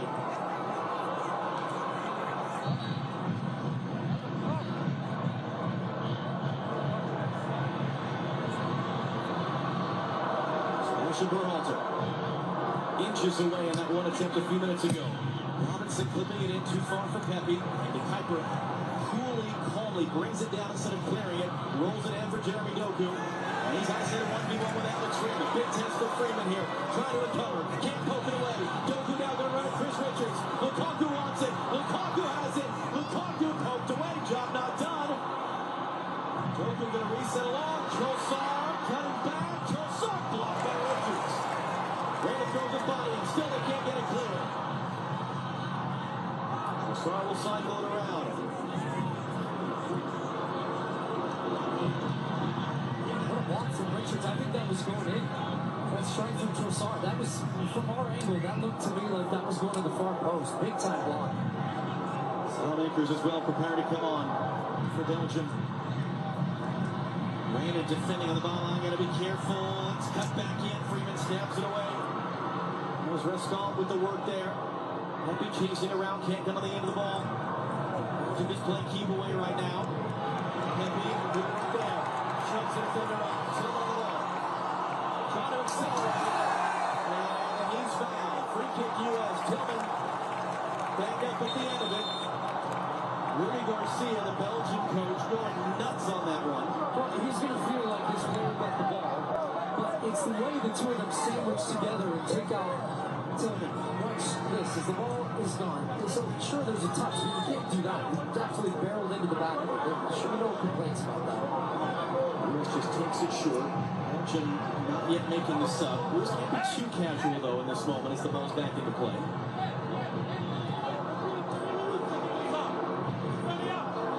4 minutes plus stoppage time for the U.S. to score twice. Berhalter, Weston McKennie, Flo Valiant.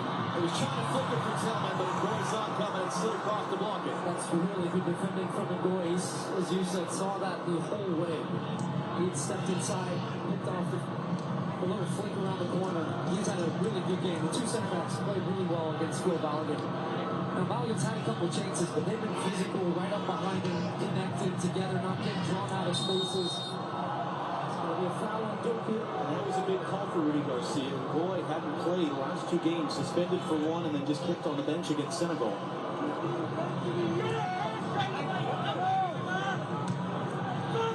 U.S. got to keep this going though. Yes, it's getting dire, but there's still time. 3 minutes plus stoppage time. 2 subs in the wings for both teams now. Archie Wright is preparing to enter. Max Marston preparing to make his World Cup debut. Freeman wants the ball in the air, but it comes to Chris Richards instead. Fans keeping the energy up here in Seattle. Bruyne, McKennie, Tillman's got Pepe, and he just brought an extra touch there, and that allowed Tillman to come in and knock it away back to Courtois.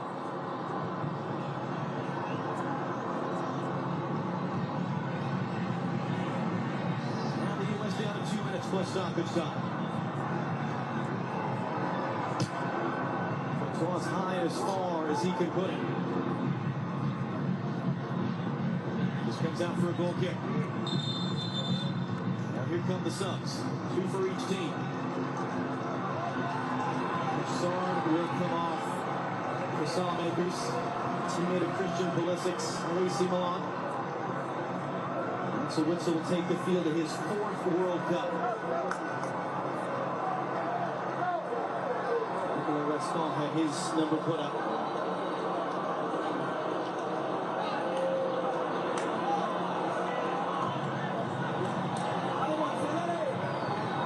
And we'll see about the U.S. subs.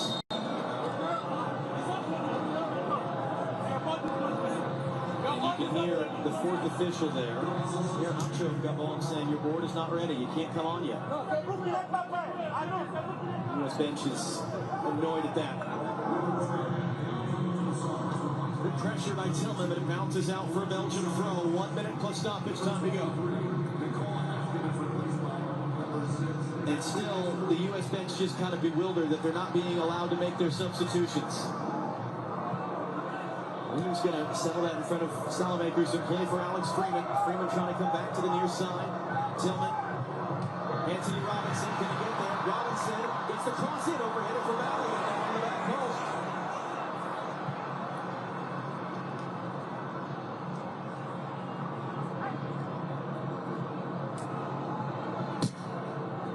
Sniper goes long, only Chris Richards is there.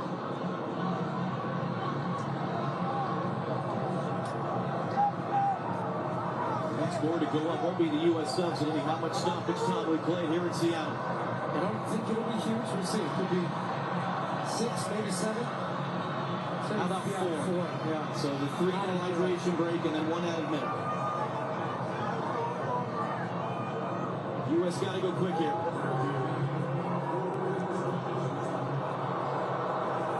The fans reacting to a lower number than they were hoping for. Get ready for it.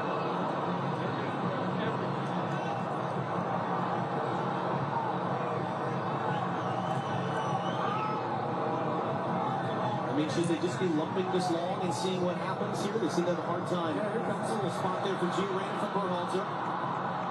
Bruyne working on Doku, trying to find the space for Alex Freeman. To Kuiper defending him. Freeman. Balogun let it go. The nose was behind him in a dark blue shirt. Just Salamakers. Doku on the run. Trying to draw contact, draw free kick. He goes down in the heat. Referee says play on.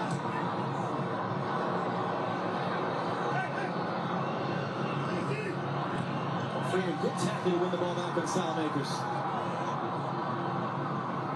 3 minutes remaining for the United States. This wonderful journey that began a little over 3 weeks ago in Los Angeles. Robinson clipping it up, too tall for Balogun. Robinson trying to get there, wings the header across to Gio Reyna. Trying to settle it for Berhalter. Doku beat him to it.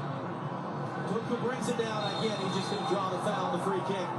Yeah, that play is just even another little example of the class and quality. And we're going to get the subs now. The Belgium attack.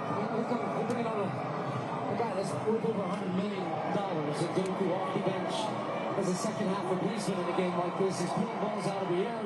Full control, great awareness, wins a free kick. He's been lively. I know. We fell in love the last couple of weeks with this team and this ride and this moment, and that doesn't change. The scenes we've seen around this country have just been unlike anything I have ever seen in my lifetime for a team and for a tournament like we have experienced. But yeah, I know there's going to be fans out there, and friends like me, that this is a familiar feeling. Come up against the big boys from Europe in the round of 16, and it ends the way it did 4 years ago. Well, don't concede another. Lukaku on the loose ball scores. Romelu Lukaku. The exclamation point for Belgium. And now they will ride momentum down to Los Angeles Friday afternoon for a showdown with Spain in the World Cup quarterfinal.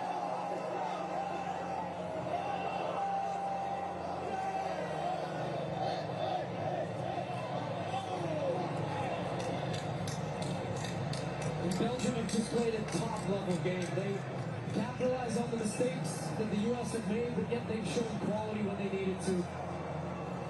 There's a reason before the game we talked about this Belgian team. It wasn't going to be easy, but they also have guys waiting in the wings that can do this. You're bringing on a guy who's scored 92 and now 93 international goals. Richards gets pocket picked. This is Lukaku on the right foot, finds the far post. The exclamation point when a performance and not even so much conversation coming into this game. And the U.S. hoping they could do something special. But instead, it has been the Belgians that have spoiled the party with a really professional performance. And just a reminder that at this level, if you're the United States, you cannot play the way they have and make the mistakes they've had and expect to advance against a team like this.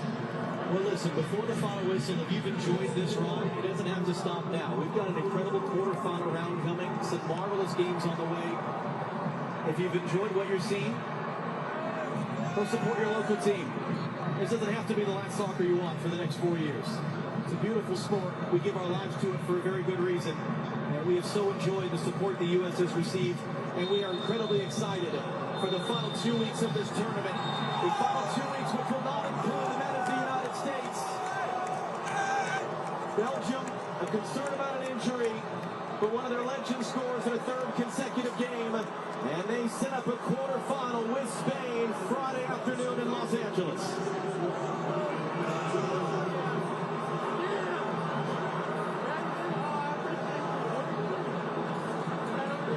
It's going to be a hard one to stomach for this team, the coaches, the fans, everybody involved with U.S. soccer in this country. But be proud of what this team has accomplished over the last couple of weeks. Not just the wins, but how they played. The future of the sport for American soccer is very bright.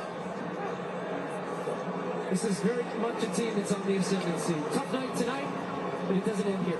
Absolutely, and an incredible final 2 weeks of the tournament to come. Rebecca Lowe, down to you as it finishes here in Seattle.